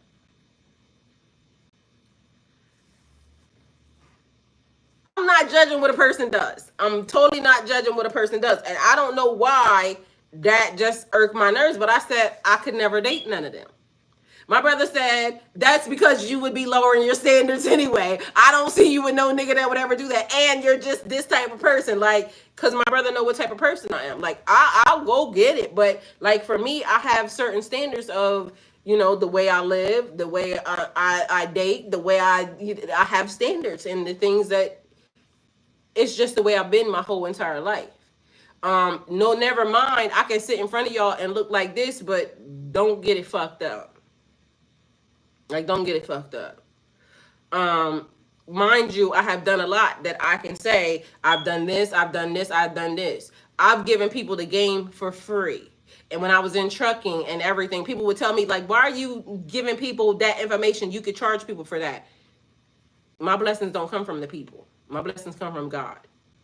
So somebody gave me the game, I can give it to somebody else. I'm in aesthetics. I'm in fucking medical assisting. I'm in life. Like, I have actually come from, you know, one point to another. I got room to talk, but I don't be acting like, he said, my brother said, each one teach one. He said he's in tears. Because me and my brother was cracking up laughing yesterday. Like, listen, if y'all hear me in his conversations, that's why it's good to have real people around you, because guess what? He's my little brother, but meanwhile, this nigga be teaching me shit. Like, when I be getting and feeling some type of way, I call him. He's going to give me a version of, you know, this shit ain't right or it's right. And he's my little brother. So, age don't mean wisdom. Knowledge don't mean age, because it can come from anywhere. It's all in truth and authenticity. Like, somebody that is trying to lie to you in your face because I need for you to, you know, fall for this shit that I'm peddling to you because I need something from you. Mentor, like the person that I was calling mentor, technically not my mentor, but my mentor because I listened to the person, right? So the person said, they was looking at my numbers from when I came in on Saturday, and he said my numbers did really, really well on Saturday. And I said, it's strange because my numbers on my YouTube normally was over 1,000. Like, if y'all go back to my channel, my numbers on my YouTube was hitting 1,000, 3,000, you know, easily, right? All of a sudden, now it's down to, you know, a certain type of, you know, thing. But maybe it could be because I'm not on 3 times a day. I'm on 1 time a day. And I need to probably start doing 2 times a day. But anyway, because, you know, the messages be messaging, but I got 9,000 things on my, you know, table to deal with. Also, honor and bless who bless you. Honor and bless who bless you. Because one of the other reasons is I had to start doing extra stuff to add on to, you know, the extra stuff that, but anyway, so he says, I noticed that your numbers was good on Saturday when you came in. He said, because when I seen it, it was at 400 or something already, right? And so I was saying that, you know, my numbers used to be better, this, that, and the third, yada, yada. I don't know what happened, but the issue is I noticed there was a difference. So he said, yeah, that's because you ain't got your hand out. You give information, you give knowledge, you're not asking anything in return. Like, you'll say to people, you know, you can donate towards my channel, yada, yada, yada. But he said you ain't got your hand out. When people peddle, it's like when somebody, and I ain't saying that, and close the doors and hustle the whole building for $40,000. I don't know why, for the life of me, people, you know, maybe it's the thing. Because if it looks like it costs a lot, for some reason, it's like the mind trickery and the fuckery of the people. I tricked you into thinking that you needed this at $59.99 or 100 and something, you know, whatever. And as long as I do that, you'll think that the message is better because, you know, I charged you for it. Meanwhile, why would I be charging you for your piece to the puzzle? Because technically y'all are pieces to the puzzle. Y'all are the key to the puzzle. Without me having my message, you having your message, us coming all together and giving the message, like where this piece fits and this piece fits and this piece fits and everybody fits, why would I be charging you for your part? 6 easy payments of $34.99. And I need everybody that's listening to the message to pay me $34.99. Cash at me, please, and thank you. Spirit Lightworker 1111. All of a sudden, the message turns into something amazing. But cash at me, please, and thank you. All right, so as seen on TV, that's Katrina is cracking me up. This is Katrina words, y'all, just so y'all know. But feel free. The cash app is real. Yes. Go figure. I don't know, and I'm not here to, hustle nobody. I'm a hustler. I go to work for what's mine. I do what I need to do in order to get the thing that I need to get. But taking advantage of people who are, because like I said, when people come to spirituality over to tarot on YouTube, most of the time y'all are coming because something has happened in your life and you need some type of clarity. You're trying to figure it out. The people who you thought you could trust or go to are not the people who are now trying to help you. So you're trying to figure out who is in alignment with you, who spiritually, understands your assignment or the plight of you or whatever is happening. You need some assistance, not somebody that's trying to hustle you. My blessings gonna come from God regardless of the fact. Whether or not you donate or anything else, they gonna come. But again, bless who blesses you. So take it how it resonates. Protect your growth. So for Pisces and mentorship, Pisces with a deep connection to the intuition and unseen knowledge has a unique relationship with mentorship. Whether you are guiding others or being the guided or being the guide, you must treat this dynamic as sacred because the message says sacred things should be honored. Honor your journey. Honor the lessons. Honor the teachings. Okay? So if you're a mentor, teach with compassion, but maintain boundaries. Not all students will understand or respect the depth of your wisdom. And it's okay. So protect your energy and share with those who truly seek knowledge with an open heart, which is also one of the things that, mentor said. That lesson had more people on it at the time. So when a student is ready, the teacher will appear. When those who have ears, let them hear. It's several things that say, like, when it's time. Because what he also said was, after that, watch those same messages be the thing. Because for some reason, they may be 2 years behind. They may be a year behind. It's like, have you ever seen something go viral and then a person has grown? Like, it went viral later, like a person did it when they were a kid, and then it goes viral and they're grown. And period. My first $34.99. Thank you, do harm. But I appreciate the cash app. Thank you. See what I'm saying? I appreciate you. Love you, brother.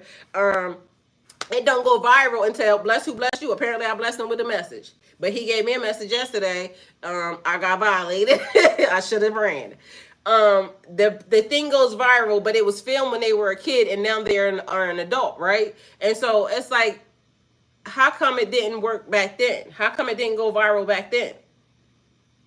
But now it is. Well, it wasn't time. Or, maybe there were certain little lessons or whatever it is that these people had to go through. But whatever the message was, when the time is ready, the time will come. Okay? So take it how it resonates for you. All right. So seek mentors who honor the sacred aspects of learning and who do not exploit or manipulate wisdom. Like y'all. It's also sacred teachings letting y'all know that be mindful, beware of when somebody is trying to exploit you in a way that helps them monetarily but don't help you spiritually. Like, it's almost like what's the saying? Equal trade is not or fair trade or something. I can't remember what it is. But anyway, it's not I don't know. It's something don't first joke pass you by today.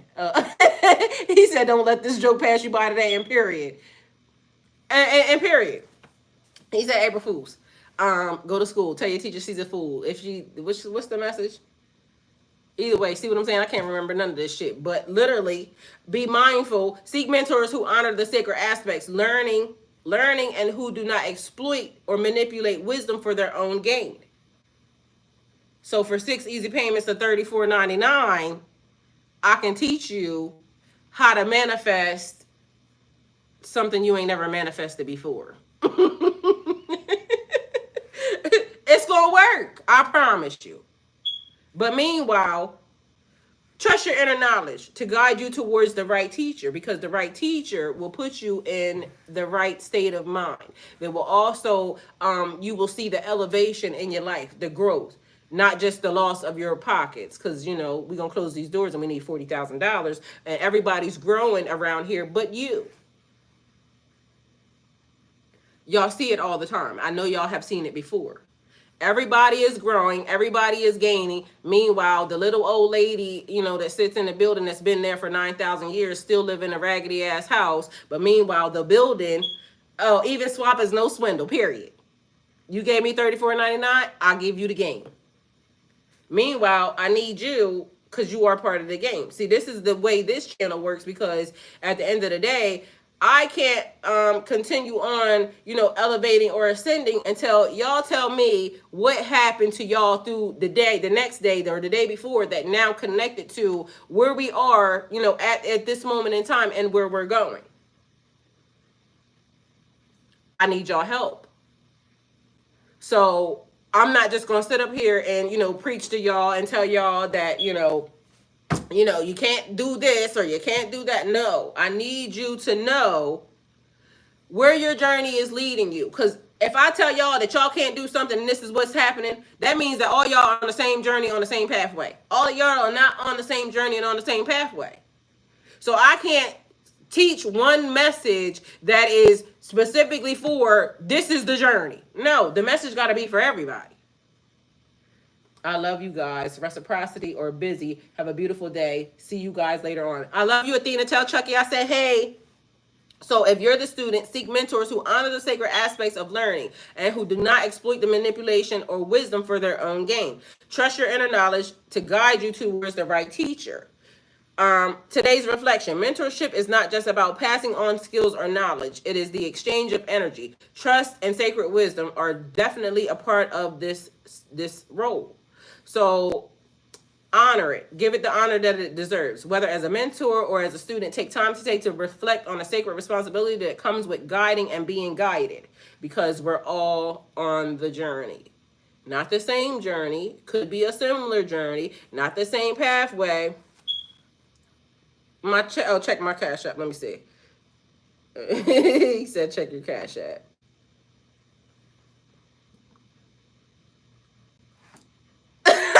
Oh, you gonna give me $40? He gave me, let me see. I am cracking up. $34.99. It says, what's the message you sent? Completed $34.99 for message be messaging. Okay, period. Message be messaging. I love you, Donnie. Thank you. Let me send you the heart. He said message be messaging. So I blessed him. The message, we don't land on Plymouth Rock. Plymouth Rock landed on us. And that's a fact.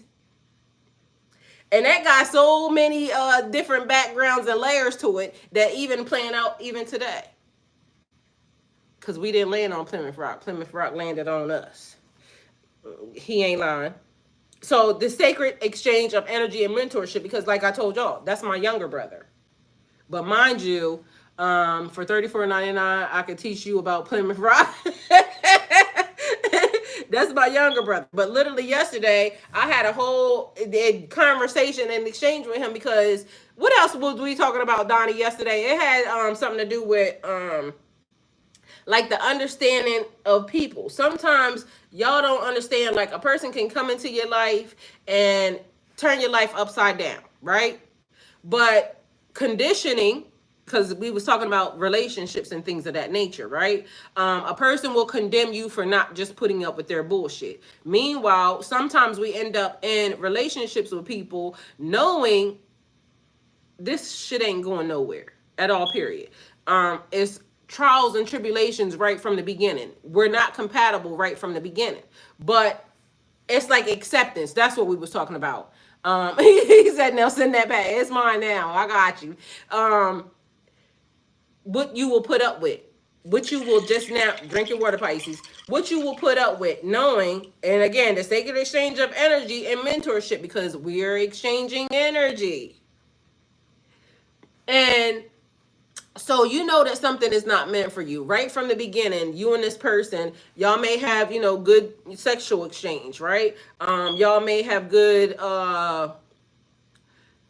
y'all like to eat the same thing. It'd be minor, right? But y'all already know. Y'all already arguing. Y'all already are kind of like y'all are already showing signs that this relationship should be over, right? But sometimes it could be being comfortable. Sometimes it could be being complacent. Sometimes it's I don't want nobody to have it, and whatever it is, right? We were talking about how people want to force themselves on you and what we accept. So sometimes people want to force themselves on you, and you're doing them the favor by even engaging. Yes. So people want you to just accept their bullshit. So that would be called like codependency, right? So a person comes along, they don't even measure up to really probably something that you would want, but you thought they did from the beginning, right? You thought they did. You thought this person knew, everything that people will send their representative. That's one of the things. And then instead of us, just getting away from the person real quick, we be loyal to the wrong people, to the wrong situations. Meanwhile, this still has something to do with it because although you can be in a relationship with people, I'm normally in relationships with men that are mentoring me, right? Because I told y'all I'm a good student. Like, I follow the rules and I listen. I'm a good listener, and I'm also always in a role of I want to grow. I want to grow and I want to be better. So most of the time when I'm dating somebody, it's somebody who can teach me, right? Mind you, spiritually, I would probably be different from these people, but normally they will accept me for, all my weirdness, all my shit, right? Um, so, girl, you in this house somewhere, aren't you? This is how we're connected. Like, literally, life be life. And you heard my brother said, the message be messaging. And patterns. So that was another thing. So my brother saying patterns. So they will be teaching me, but meanwhile, spiritually, I will be teaching them, right? So and spiritually they'll be teaching me too because they allow me to just be, who I am. They not judging, and half of them, because niggas be loving witch pussy. That's what they call it. Mind you, it's spiritual, okay? But niggas like witch pussy. Like women like demon or whatever. But mind you, it could be. My brother said, "What the fuck?" I'm just saying spiritually. So it could be warlock. It's just the thing. It's the openness of it all that escalated quickly. It did. But anyway, so they will be mentoring me, but behind the scenes or whatever, I'll be still doing the thing that, women need to be doing, right? Not realizing that we are both getting ready to accept some shit. And should we be accepting the shit that we are accepting? Now, most of the time, I can say that the dudes I engage with are really good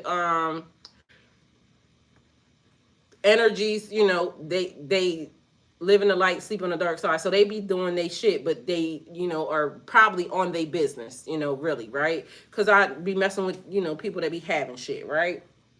And so having shit don't necessarily mean even having shit, because remember I told y'all, like, being piss poor mentally or spiritually is a thing. So having monetary wealth or things that, money, what did you, hold on, let me see. He said that, I think he said they chameleons. Let me go over here to see what he said. I think he said they are chameleons because they definitely be chameleons. They put on one face, but the part that I love about them, most of them anyway, are the fact that they have, the knowledge to be able to teach me something. I like a person who can teach me something. I don't like nobody, oh, we just having fun and, this, that, and the third, because again, it amounts to nothing for me, right? It's just, to be honest, I think he said they are chameleons. I think that's what he said, but I gotta go over here because that word, I can't see certain things over there. My phone way over there. And Twitch for some reason be having like the little anyway. So as we are aligning ourselves with these people, we don't realize we're energetically connecting. So mentorship is not just a transformation of knowledge, it is an energetic exchange, a bond that goes beyond words. When someone agrees to teach and another agrees to learn, a spiritual contract is formed, whether spoken or unspoken. This exchange can be empowered and transformative, but only when handled with awareness, respect, and integrity. So now you have entered into an energetic bond, a contract, a spiritual contract with a person, that either you're in a relationship with, or just, come as, student, teacher, whatever. But it happens on so many, it could be friends, right? That's what it was. I said, okay, I was going to go over here and see. I don't even know why even on here, where's my contact at, video producer. So y'all don't realize, and I was telling y'all yesterday, that when you have spiritual bonds with people or energetic exchange with people, their problems now become your problems, and your problems now become their problems. Oh, he said I read it right. So it's important to be mindful of the energetic exchange, because you could be energetically tying yourself to a person that has spiritual debt, and now there's a problem.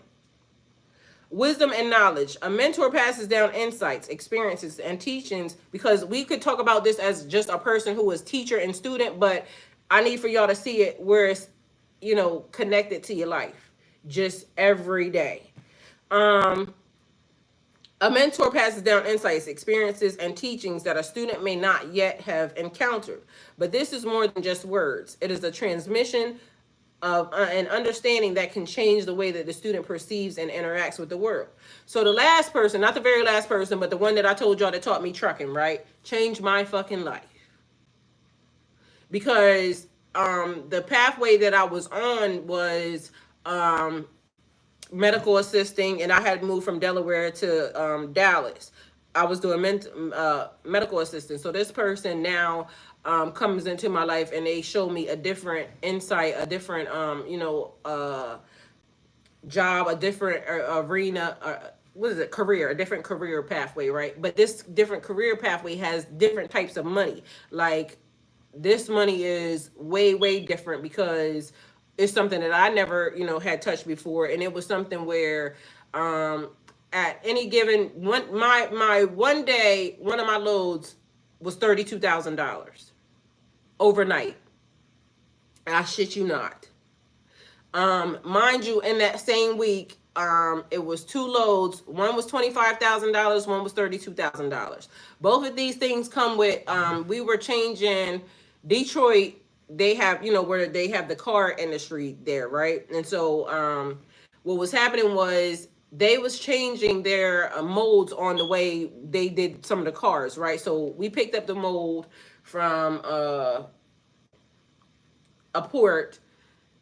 The shit was heavy. So one of them weighed every bit of, like, I want to say maybe $35,000 or $40,000. I mean, 30 pounds, right? So when the heaviest weight, when the weight is heavy, you get paid more, because you have to it's permits and things of this nature that, go along with all of this stuff. Anyway, so for me to make $35,000, $32,000 overnight, I've never done that before in my life. But this is what this person was teaching me.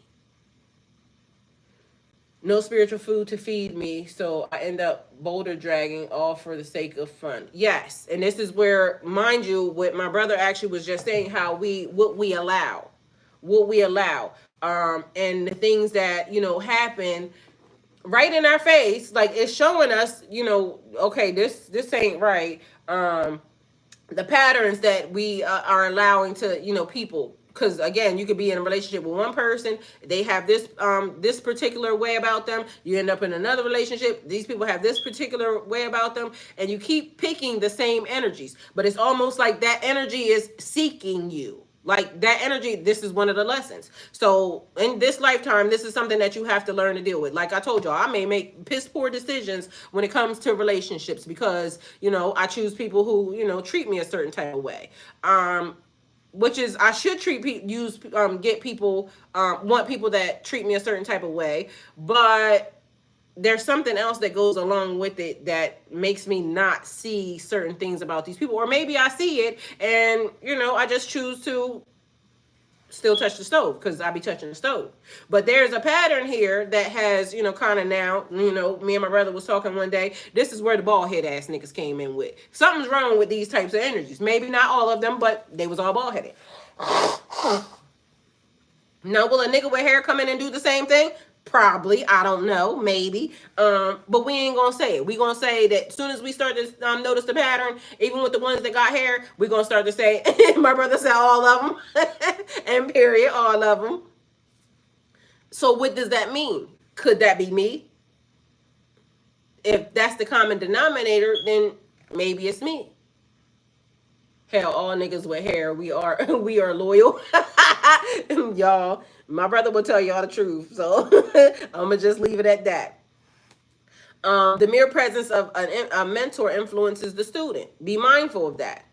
So the way they carry themselves, their beliefs, and their ways of navigating life create an energetic blueprint that the student unconsciously absorbs. In the same way, a student brings their own energy in a relationship, influencing the mentor as well. So we're all doing the same exact thing.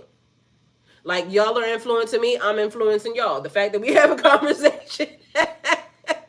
My brother is now over on YouTube. So we're influencing each other. Mind you, I told you I have been in a very fun, like lighthearted energy the past couple days. Like, mind you, that's good manifesting energy. I told y'all that before. As a young person, I manifested everything that I've ever wanted. And so now I got to start a whole nother list. But maybe this is the reason why I have been in this energy. And God has been bringing people around me, that is keeping me in that energy, because now we're manifesting all over again, and we have to be mindful of what we're manifesting. So if we're manifesting all over again, say I get connected to somebody who don't understand the concept of what is happening here, and they start being the what Katrina just said, no spiritual food to feed me. So I ended up boulder dragging all of them for the sake of fun. Meanwhile, just imagine she get connected to a team where we all are just lighthearted, life be lifing, but we still, understand that we're manifesting. And so it elevates, and not one person trying to drag you down and pull you down. Meanwhile, it's ascension time, it's growth time, it's manifestation time. It is time for us to kind of sow the seeds. What I tell y'all, we out here sowing seeds. Everybody out here now knowing that it's time to plant, it's time to grow, it's time to cultivate, it's time to, honor the sacred things, your soul, your energy. Being mindful that we shouldn't connect ourselves to people who we know are a heavy ass weight just for the sake of, oh, I love him because, I be loving him. But meanwhile, the energy was fucked up from the beginning. I saw it. The day after I got connected to a person, they changed. But it was almost like once the marriage happens, then all of a sudden now you can kind of like drag me the fuck down because now it's already locked in. Well, I should have got the shit annulled. I literally saw it the next day. But here I am, a sucker for a love ass trick.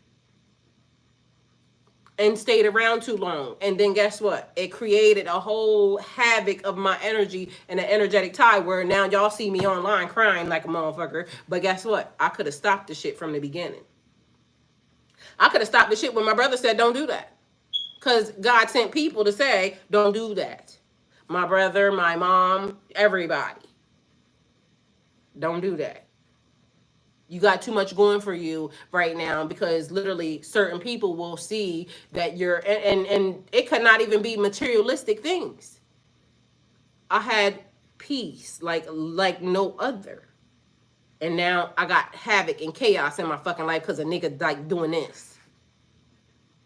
That affects you. It affects your manifestations. It affects your life. It affects your health. It affects so much in you that you don't even understand. Like subconsciously, these people are killing you. As soon as that boulder tugs your arm, let that motherfucker go and get you a lying ass nigga with hair. No, don't do that, okay? Don't do that. My brother, don't listen to what he's saying right now, okay? So be mindful, karma and responsibility. A mentor takes on a certain karmic weight when they agree to guide someone. If they misuse their influence, whether through ego, manipulation, carelessness, it creates an energetic debt. So make sure you're ready for whatever it is that you're putting out also. Don't just put your ass into some shit because you could be getting ready to create debt for yourself. Like, who the fuck wants that? Everybody should be wanting to avoid that like the plague. Likewise, as a student has responsibility to use what they learn with integrity rather than abusing sacred knowledge. So, suppose there's something, because there's sometimes I get told stuff and I'm not supposed to say anything. I just don't say anything because it's not time yet.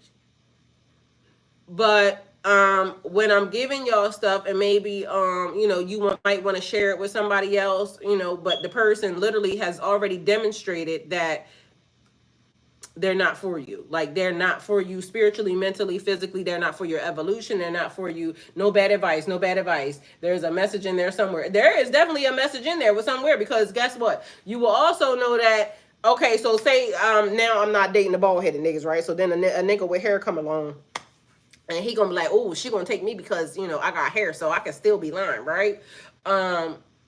No. That's not what that means. It means that now I'm not doing this, but I also have to now create other boundaries, because now people realize she ain't gonna date no bald head nigga. So, as long as I got hair, I'm in. But no, I got more boundaries.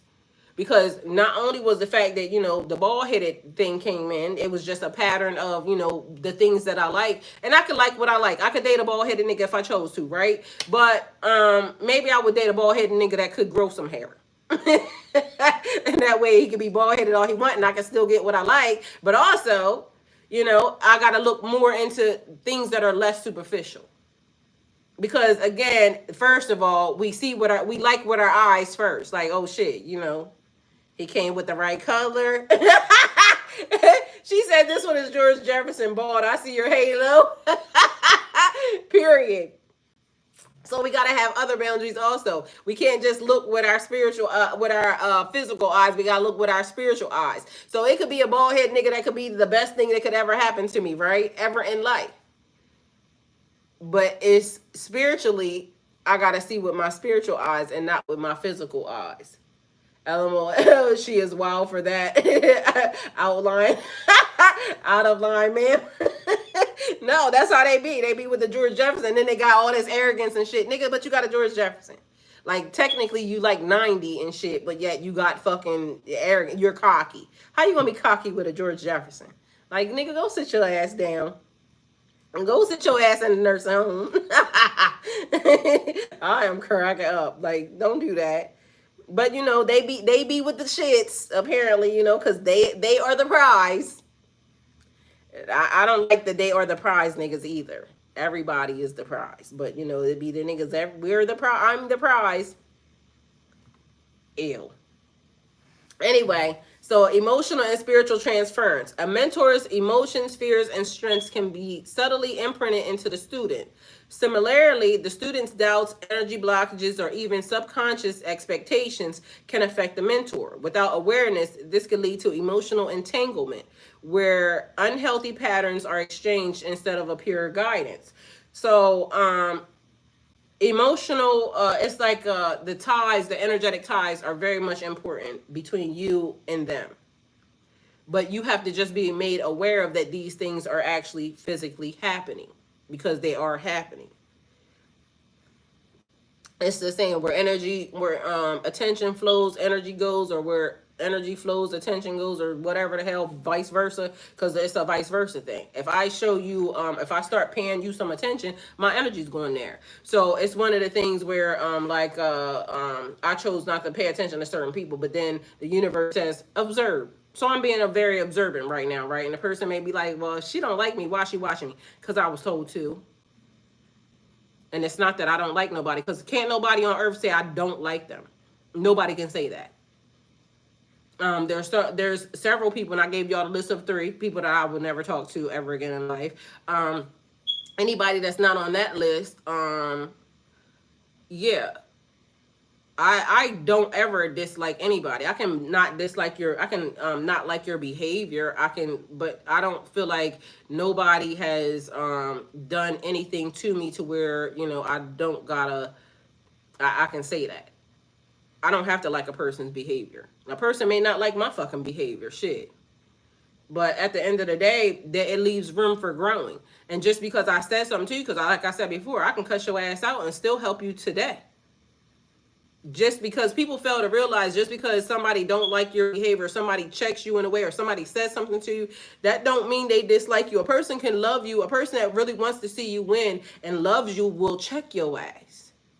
This is where I don't know why people have this thing where, okay, if I say something to you and you feel like it's out of line, or it was against something that you've done because you have some type of bad behavior, and I said it in the way that I said it, I love you. I don't want to see you lose. And energetically, if we're tied to each other, I definitely don't want to see you lose. Like, why do I want to see you make mistakes and I laugh it off? Like, that's stupid to me. People be having people sitting around laughing at their mistakes because, they think that's camaraderie. No, them people don't want to see you fucking win. They want to see you keep acting like a stupid ass so that way you can stay around them. They want to see you in a position that's not better than them. So that's why they, act like, oh, I'm your friend. Meanwhile, I'm letting you just get away with a bunch of bullshit. That's my brother right there. And if my brother see me doing some dumb, weird ass shit, my brother gonna call me and say, don't do that. Why are you doing that? And vice versa. Because that's the way it should be. People that love you, it's like you spare the rod, spoil the child.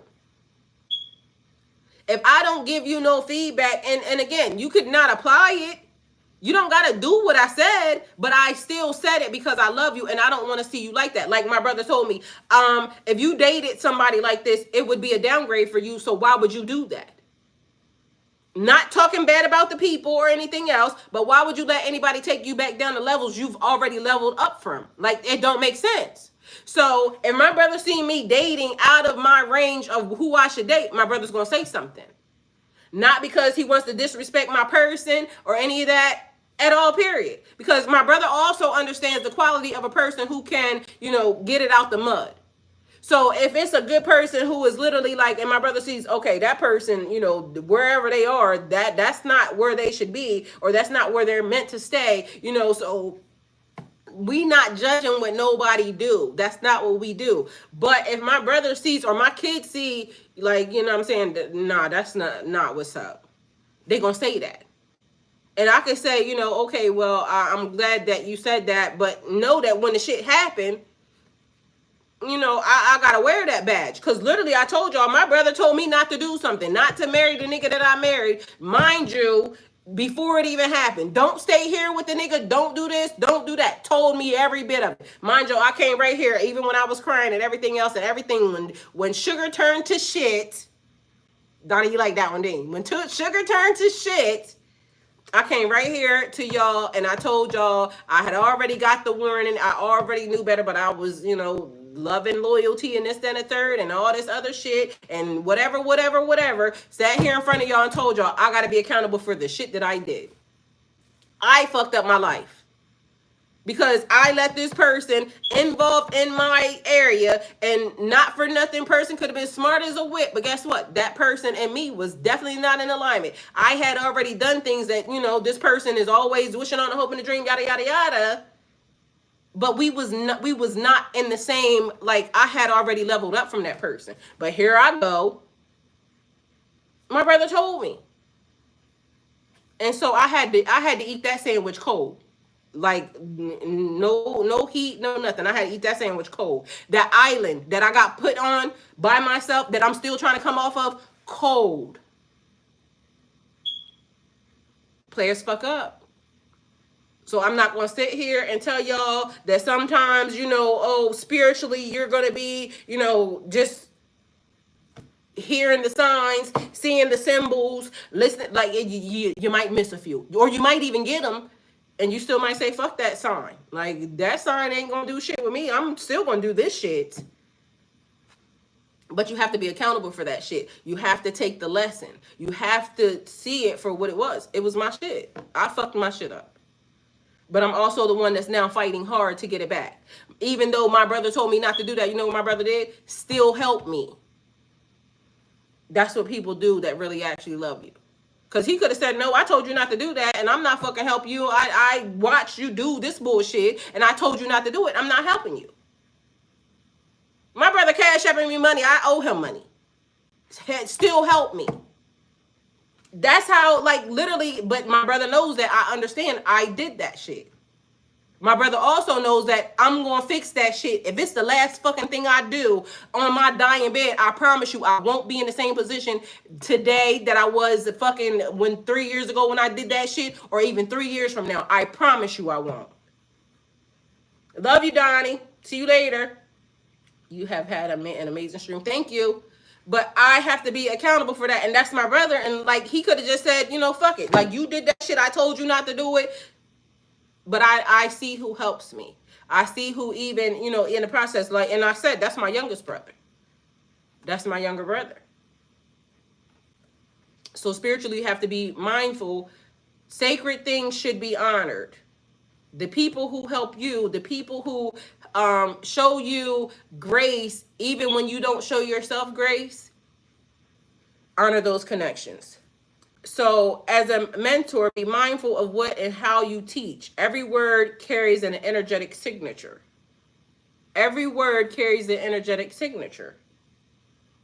Those people that are around you that let you know about your bullshit so that, yes, so that you take responsibility for that. Yes. My aunt, same, that she's another one. Like, these people ride so hard for me. Mind you, in the process of my divorce, right? The attorney, I told the attorney that I didn't have money for, because this nigga was basically trying to drag me through the fucking mud. So he's paying his attorney. His attorney is a fucking, you know, jackass. He's a fucking jackass. They kept sending documents, kept sending paperwork, yada, yada, yada. I didn't have money for that. Mind you, I was in trucking. At the time, I was probably making about $18,000 a fucking month at the time. But mind you, I didn't know where none of my money was going to. This is where energetically shit had just started to hit the fan, right? You know what I'm saying? Because I'm working hard as a motherfucker, not being able to see none of my money. Shit still fucking. And then I told y'all, God showed me that accident. I got shown that accident before I got in that accident. Mind you, I told you in that accident, I had ran through the woods. Everything was dark. I knew I was alive, but technically I should have been dead through that accident. I saw that accident. God showed me everything that happened before it actually happened, right? And so going through that divorce and everything else,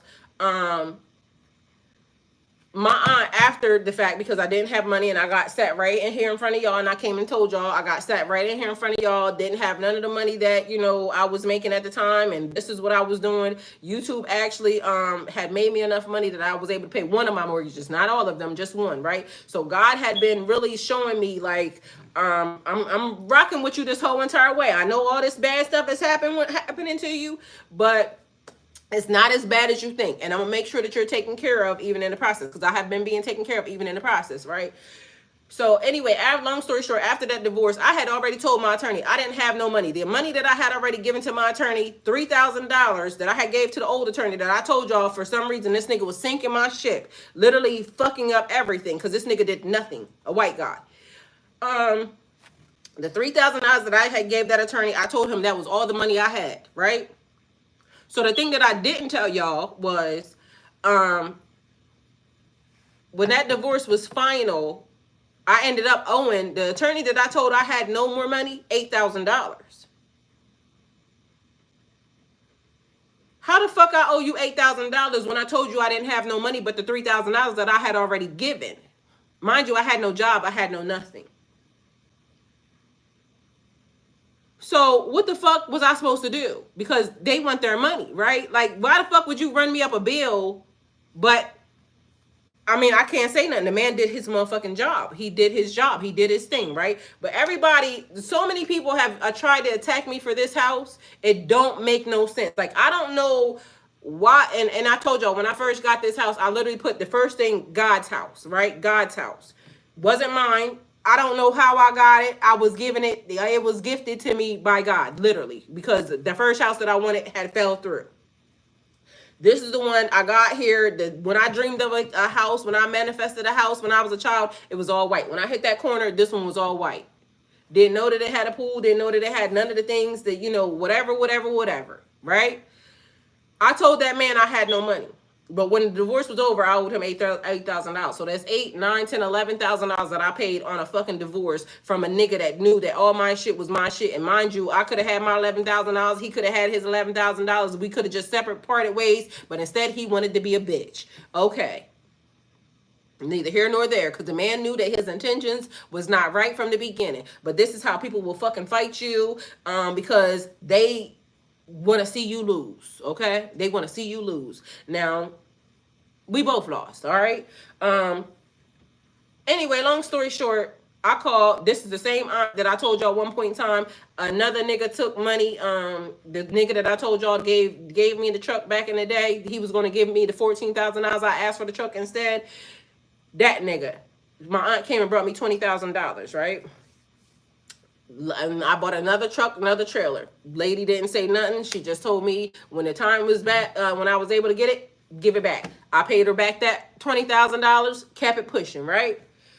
Same lady, now out of nowhere, when I called and I said, why did the attorney now give me a bill for $8,000? Like, what the fuck I'm supposed to do with that? Because I had already told this man I didn't have no more money. She said, how much is it? I told her. She said, next thing you know, as I'm talking to her, my fucking bank rings. You got sent $8,000. Y'all, people just don't send people this type of money. People, the amount of money that my people send me, people just don't send people that type of money. Now, that has to say several things about me and my character as a person, because in my mind, like, it makes me like be very responsible and know that these people trust me, and there's no way I could die off this earth right now and fucking not pay these people back. There's no way. These people go out of their way, like, to make sure that I'm going to be good. Because how many people can say that? Mind you, I told you I went and looking for a car, and when I'm sitting at the car dealership, the guy told me the same exact thing. You got on the phone and you called people, and he said half the time ain't nobody, lining up to co-sign nothing for nobody. Mind you, I also told y'all that my credit score before I got married was fucking 8 something. Like, I bust my ass sending notes to and from the creditors places. I did that. Nobody did that for me. I did that. I sat on the floor, and matter of fact, me and my aunt was on the phone, and I drafted up the letters that was being sent to the credit people, and me and her turned it into a fucking game, and we did it at the same time. I killed the game. My credit score was outstanding before I even got involved with any of these situations. So everything that happened to me, I did. I did it. Because I could have not done any of that. So every bad thing that happened in the process, me inviting the person to my life, the messages were being given spiritually. I was being told not to do X, Y, Z, yada, yada, yada. And although I cried and it hurt, because, I had faith in people and I loved somebody so much that I thought that, they would be a asset to my life. No, they wasn't. And then after that happened, then some other weird shit happened because I glitched bad in the system. And then spiritually, I'm stuck in limbo. Like, literally, it looks like to me, like, you know how like the rays are going up and then me in the middle of whatever this is, just spinning around, dangling. Like, I could see every fucking thing that's happening. Then I got people attacking me spiritually, mentally, physically, from this, that, and the third, yada, yada, yada. People that don't know me. And people judging left and right. Sacred things should be honored. So when God actually did everything that happened, it was like a purification process, like rising from the phoenix. Like, literally, as I come out of this, like, I may not look like what, somebody may deem to be, I don't give a fuck. Bitch, you can't tell me that I ain't what the fuck I am, because I know where I just came from. Like, I'm never going to let nobody try to fucking play with my character or diminish me as a person when I know what I am. And that's not being arrogant. That's not me having an ego. That's me being fucking forged under fire. I'm not going to let nobody fucking play with me.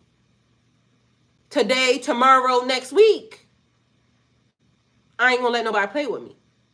And I'm not going to let nobody play with y'all. Because as of now, as we are, exchanging energy, I need for y'all to understand, like, check how far you came. Check how far you've came. Check how far you've come. Like, be thankful even in the moment, present day, present time, past, present, future overlapping with each other right now. But be happy right now, even if shit ain't the way you want it to be. You ain't dead. And some of us may have wished, at the time, although we love our life and everything else, but some of us may have wished at the time, like, why the fuck I gotta be around here for this? Like, what did I do? Like, really, what did I do? Because technically, all of this happened because I love somebody. Like, I'm accountable that I allowed it, but what did I do because I love somebody? It could have just been an energetic tide that, somebody was being dealt with, and I insert myself into a situation. I don't know what that person was dealing with. I don't know spiritually, and it wasn't my business. A person came in and said they, were in alignment, or, acted as if they was in alignment. But meanwhile, everything around me was saying, fuck no. But because I had knew this person, and because it was so many different things that, felt like, but I got fucked up. And I didn't sit in front of y'all and lie and say, oh, my life is so great. This, that. My life is fucking amazing. But I got my shit fucked up. When I go outside and I show y'all, like, and again, my house might not be nothing to nobody, yada, yada, yada. And some days I don't have the money to pay. Like right now, it just be little things that be happening. And then you try to figure out, like, how the fuck this happening when I'm just on the right track to be this, that, and the third. And mind you, I give my all in every form and fashion. Sitting here in front of y'all, when I go outside, when I'm doing shopping for other people. Mind you, I'm shopping for other people right now. But mind you, I had a personal shopper. But right now, I'm shopping for other people. And you know what I'm so thankful about, even the shopping for other people? I make sure that everybody gets what they want to get. I don't fuck around with nobody's stuff. And I feel like when people do get me as their personal shopper, that they should be thankful, only because, and they probably don't even know, but I take very good care of, the things that they're getting. I make sure that I actually look and overlook if I can't find it. I make sure that when I take their shit to their house, I put it in good locations. I don't just fucking sit they self, Now some people just, when I show up, like, bitch, your shit's fucked up anyway. Ain't nowhere for me else to put it but here. But I have noticed that people will look down upon, and people see you and they'll be thinking, okay, this person does this, that, or the third. Meanwhile, they don't even realize, bitch, I live better than you. I'm not being arrogant about it. I'm very humble about the things that I have done. But guess what? I will do 20 jobs. I told a nigga one time before, like, if I gotta shovel rat shit, I'll do that, long as I don't gotta lay underneath a stinking ass fucking nigga to make them think that I need them inserted into my life. Because I'm very careful as of now about, what gets inserted into my life. God only got to show me one time. I told y'all, when I slid down that wall in 2010 in white lady fashion, ain't no shade to the white ladies, but I asked God to show me, make sure I never forget that shit, because I'm never going to let that happen again. Even this situation right now, my back be hurting, my neck be hurting, shit be fucking hurting. But I gotta fight for what I know I'm supposed to fight for. Whether that be me, whether or not that be you, whether or not that be the situation. I gotta fight for this shit, because literally I can't let some shit happen that I had an opportunity to be able to adjust and fix. So even for y'all, me sitting here telling y'all, all the information, I can't allow for y'all to get taken down the wrong path or on the wrong ride, knowingly, when I can say whatever it is that I need to say. If you hear it, you hear it. If you don't, you don't. If it goes into your spirit and changes you in a way, and you realize these people who are connected, because y'all are connected to me, so I don't want that in my spirit either. Each one teach one. That have a million jobs, Jamaican type shit. Yes, I will have 1,000,006 jobs. And a lot of y'all, like, I still will come on here and I'll still do everything that I need to do, spiritually, mentally, physically. And then I'm gonna go do what else I gotta do to make sure that my surroundings, because now I gotta go finish, my porch and everything else, because I'm also in making sure that, things are being cultivated. Like, I do a lot. Not just what people see right here, but also it's because I'm allowed to do a lot. I'm in alignment with a lot. My life is a certain type of way. And again, what I deem to be, great and beautiful might not be what somebody else deems to be great and beautiful. Because some people, I told you I was talking to my neighbor. My neighbor do not like being outside. He loves being his tech job, this, that, and the third. I love being outside. He like watching me outside. When I'm not outside, he want to know what's wrong with me, because why you not outside? He said that to me before. He knows I get enjoyment from being outside. I would love to just be able to just beautify my life, my house, and I did that at one point in time. That's all I was able to do. But as of now, until I put things back into perspective, until I fix things the way that they need to be fixed, I got to do all the jobs. And that's just fine for me because I know that I'm the one that did it. I'm the one that fucked it up. So we have to be accountable. All right, so set boundaries. Some knowledge is sacred and should only be shared when a student is truly ready. Ensure you are guiding from a place of clarity and alignment rather than projecting your own limitations onto the student. As a student, show gratitude and respect for the time and energy your mentor gives you. Do not take knowledge lightly. Learning is a responsibility. Use it wisely. Protect your energy. Not all mentors are pure and with intention or pure in intent. And it is important to recognize when an energy feels draining, manipulative, or unbalanced. Be mindful of what you absorb. I told y'all, what y'all consume, what you're feeding yourself. Be mindful of that. Take in what resonates with your soul and discard what does not align with your truth, period. Do not take knowledge lightly. So for Pisces, the mentorship exchange. Pisces is a sign deeply sensitive to energy. Must be especially careful in mentorship dynamics. You easily absorb the emotions and energetic imprints of those around you, which could be both a gift and a burden. If you are a mentor, be aware of the emotional weight you carry for your students. You may take on their struggles without realizing it, leading to exhaustion or spiritual depletion. Practice energetic cleansing and boundaries. If you're a student, be discerning about the mentors you choose. Not everyone who offers guidance is meant to lead you. Pay attention to how their energy affects you. Does it uplift you or drain you? Trust your intuition. Trust your intuition. I told y'all, like, I don't know Mike Rashid, but every time this man shows up, the smell that comes off this man is fucking heavenly. Like, he smells amazing. But one thing I love about him also, he gives me dark angel vibes. Like I told y'all, when God send them ones that, gotta get rid of some people, he give me them vibes. And I told y'all, live in the light, sleep on the dark side. Something about that man intrigues me. I just love looking at him. But also the fact that he's smart, and when he comes out of his mouth is even more amazing. You see what I'm saying? So there's that. Mentorship is a sacred dance of giving and receiving energy. So I try to always make sure because he might not know that I'm watching him, but shit, I'm watching your ass, okay? So I also try to make sure I send him good energy. Like, I promote some of the things that he posts, and he probably wondering, like, why this girl do that? But it's because he gives me energy, and maybe I might not be able to, pay him or do whatever it is that he needs for me to do right now, but payment comes in so many different roles. So I post some of his stuff when he's selling stuff, or because he has Ambrosia Collective too, and I would really love to get some stuff from there, but until I can afford to do so, then I can't. But I will post it for other people to get it, and shit, that's still a form of, advertising and things of that nature. It costs for people to advertise you. I did it for free. Mind you, it's not for free because literally he's teaching. You see what I'm saying? So it's a reciprocation of energy, all right? Take it how it resonates for you. I don't mind doing it because I feel like, the man is amazing from what I can see from him. He may be doing some shit behind the scenes. I don't know. Not my business. From what I can see and from what I'm giving, the energy that he's giving, shit, the man smells amazing.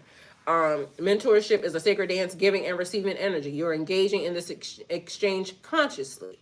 Take a moment today to reflect. Where is your energy going? Who are you allowing to influence your path? Are you honoring the sacred nature of learning and teaching? Are you doing that? So let's be mindful. So spoken and unspoken agreements and mentorship and the energetic ties they create.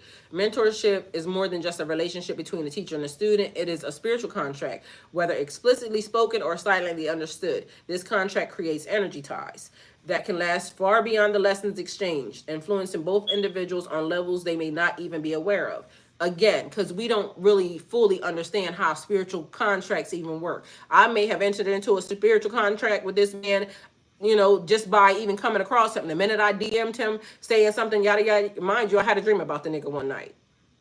The shit was crazy. But anyway, not y'all business. But I didn't have a dream about this person one night, right? So we don't even realize how energy is, energy. We don't realize what it creates spiritually. Because we can assume, but mind you, I done seen some shit happen that I can't believe it, because how did I pull in a person way in a different state that I never had any contact with, but the person realized that I existed. I realized they existed. They knew, like when I talked to this dude, he laughed because I said, I don't know how this happened. He said he did, but I don't know if he did or not. But mind you, this was a younger person too. And so, he was cool with it. I was cool with it. We had the conversation and let it go. But I still see this man here and there, come across my page. But, sometimes like with the universe or the connection, it could be a past life connection, right? I don't know. So could have been something from before, but in this lifetime, he's younger than me. I'm not attracted to that. It's a couple of different things that now lead into, we just had the conversation and let it go. You see what I'm saying? I know who he is. He know who I am. Why it happened, I don't know. But it happened. So energy does something so much more than even we know, okay? So, mentorship is more than a relationship between a teacher and student. It's a spiritual contract, whether explicitly spoken or silently understood. This contract creates energetic ties that can last far beyond the lessons exchanged, influencing both individuals on levels they may not even be aware of. That is solid and factual. Nobody can tell me that that's not the case, because I've seen it myself. The spoken agreements and the spoken agreements, conscious contracts. A spoken agreement and mentorship is a clear, intentional exchange, often formalized through words, commitments, or structured learning. These agreements can take different forms. A teacher officially taking on a student and acknowledging the responsibility of guiding them. This is where I show up every morning and I say, I'm doing Earth School and we just gonna read the universe. Okay, so I have taken on that role. Anybody that shows up on a daily basis because they want to hear the lesson, you have also accepted the contract. Okay. Silently understood energetic ties. Period. I don't know why when I sit here, it's almost like giving my nose gets so snotty. It could be a spiritual thing, but I never looked into it, but it just happens. A student formerly seeking mentorship and agreeing to follow certain teachings or disciplines. A verbal promise or oath to pass on knowledge in a specific way or under specific conditions. In spiritual or esoteric traditions, spoken agreements are often accompanied by rituals, vows, or blessings that bind the mentor and the student in a sacred exchange. These verbal commitments create strong energetic bonds that influence how the knowledge is received and how the relationship unfolds. So why does this matter? Words carry power. Once spoken, they create an energetic contract that can be difficult to break.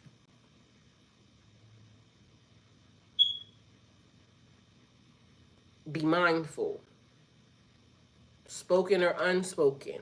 Some of these contracts can be difficult to break. You'll wonder why you're thinking about a person 5 years from now. Mind you, you ain't seen the person, ain't heard from the person, ain't talked to the person. But meanwhile, now this person is in your energy. You think of them, they show up tomorrow.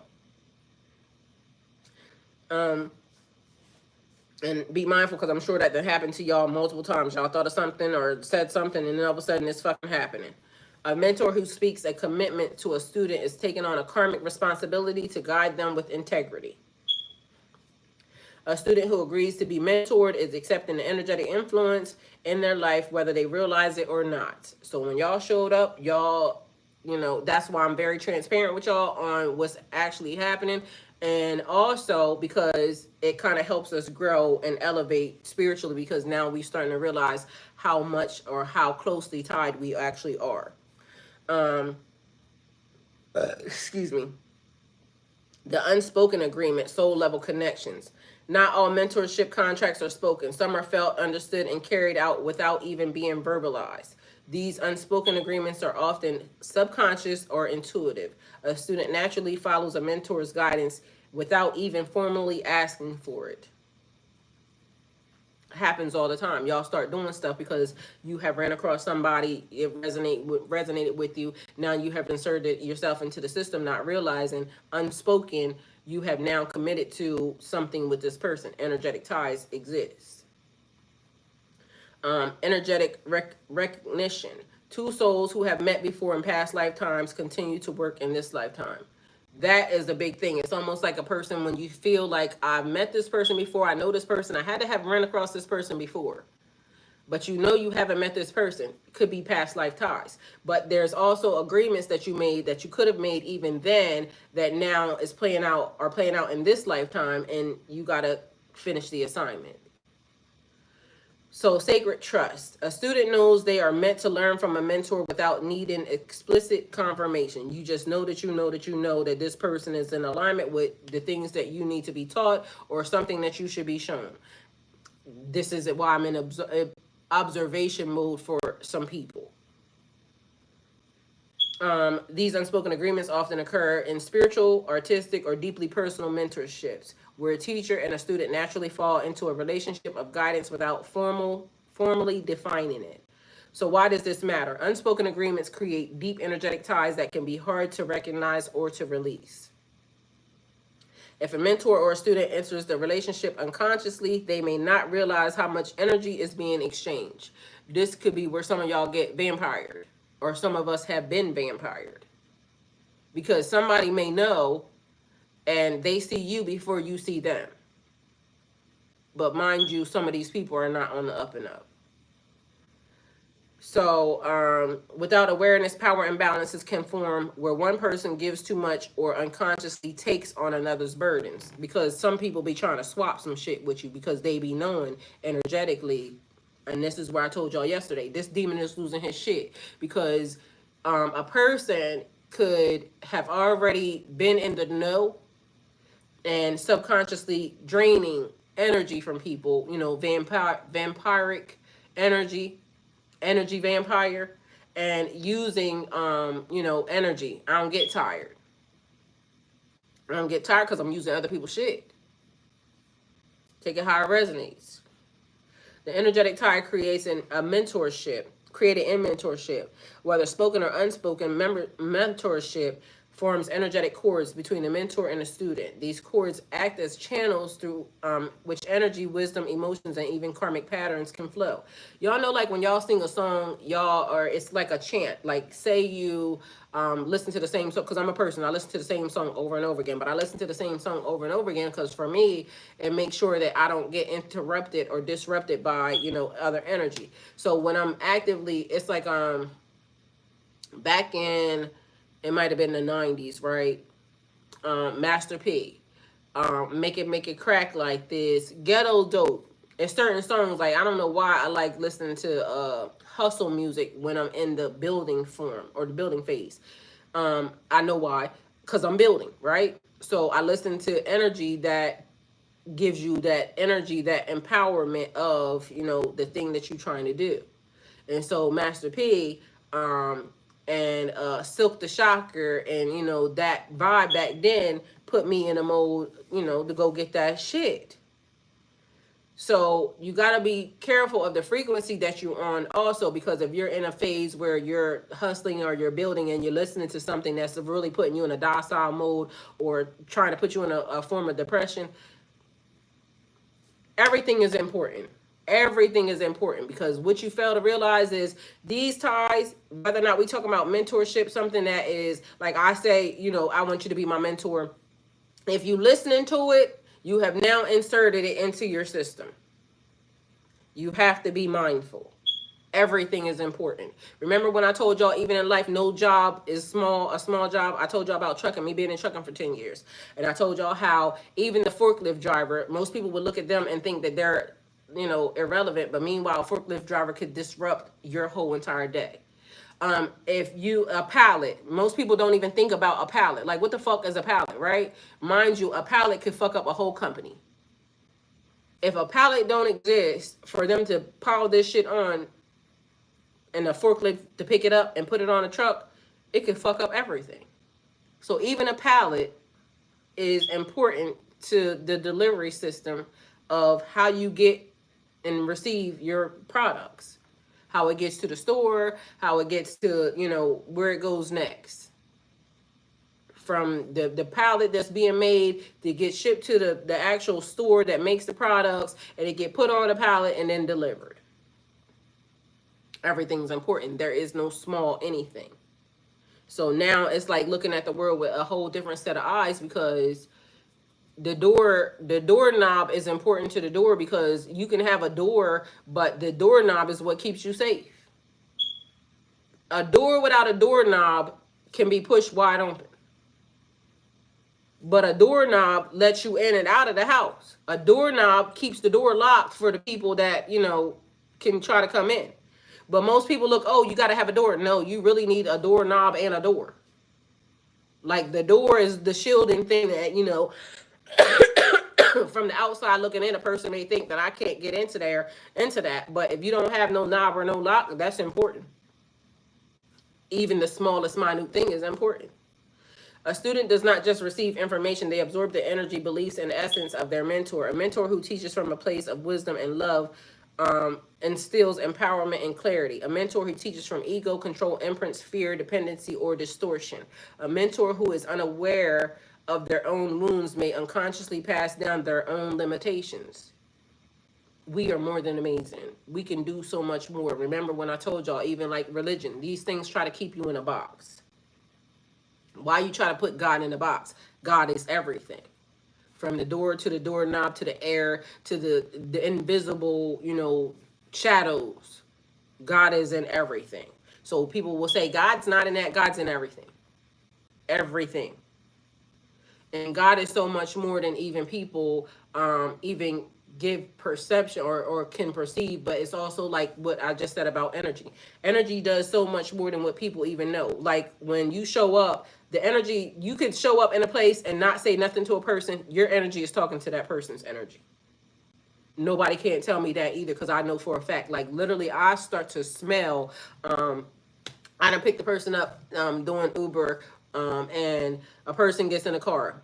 I say hello, they could say whatever, yes, no, hey, whatever. But literally instantly, I can start smelling that their energy now starts to recognize me. A person wrote on their whole ticket, they don't want to talk. They would like for it to be silent. They like for the temperature to be this. I ain't said shit. I said hello when they got in the car, and that's it, right? Because they wrote on their paper, they don't want to talk. They want the ride to be silent. All of a sudden, I can smell something start to happening, right? The energy. And then they start talking to me.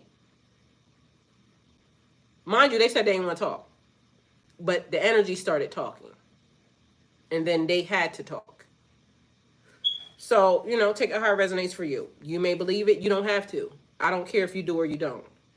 But I'm going to just say, because now the energy has just done something else. The candle went out. That means this message is over. Although the message is not over, but we're going to have to table it, because when them candles go out, to me, it means the message is done. So I'm going to park it right here. And then, so we are at students impact, energy impacts the mentor. And I didn't even realize how far we went. We started off at, 8:30, and it's now 11, 8, 9, 10, 11. 3 and something hours. But this message was actually also very long. So I'm going to just put it for part 2. And then we will be here. I guess we're going to have a second message today. I'm going to just say around 8:30. So I'm going to put everything up, and then we'll be here. And I'm going to write it down. So student who is resistant. Many believe that students is affected by mentor, two-way exchange, where we at mentors unaware of their own wounds. Okay, so here we are. It is the energetic ties created in mentorship.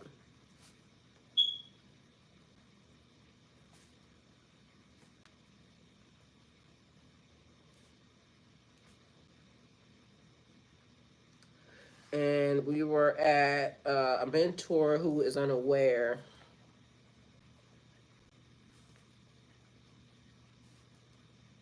Oh, a mentor, who is unaware. Who is unaware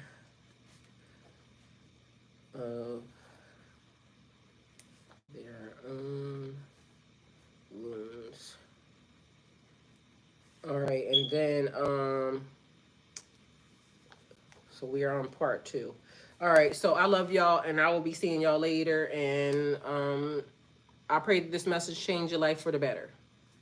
Thank y'all for being here. I love y'all. If you wish to donate towards my channel, super chats and super stickers are welcome. Also, you could cash app me if you like. That's all up to you. And I will see y'all tonight at 8:30 for the second part of the message. I love y'all. Thank y'all for being here. Go with God.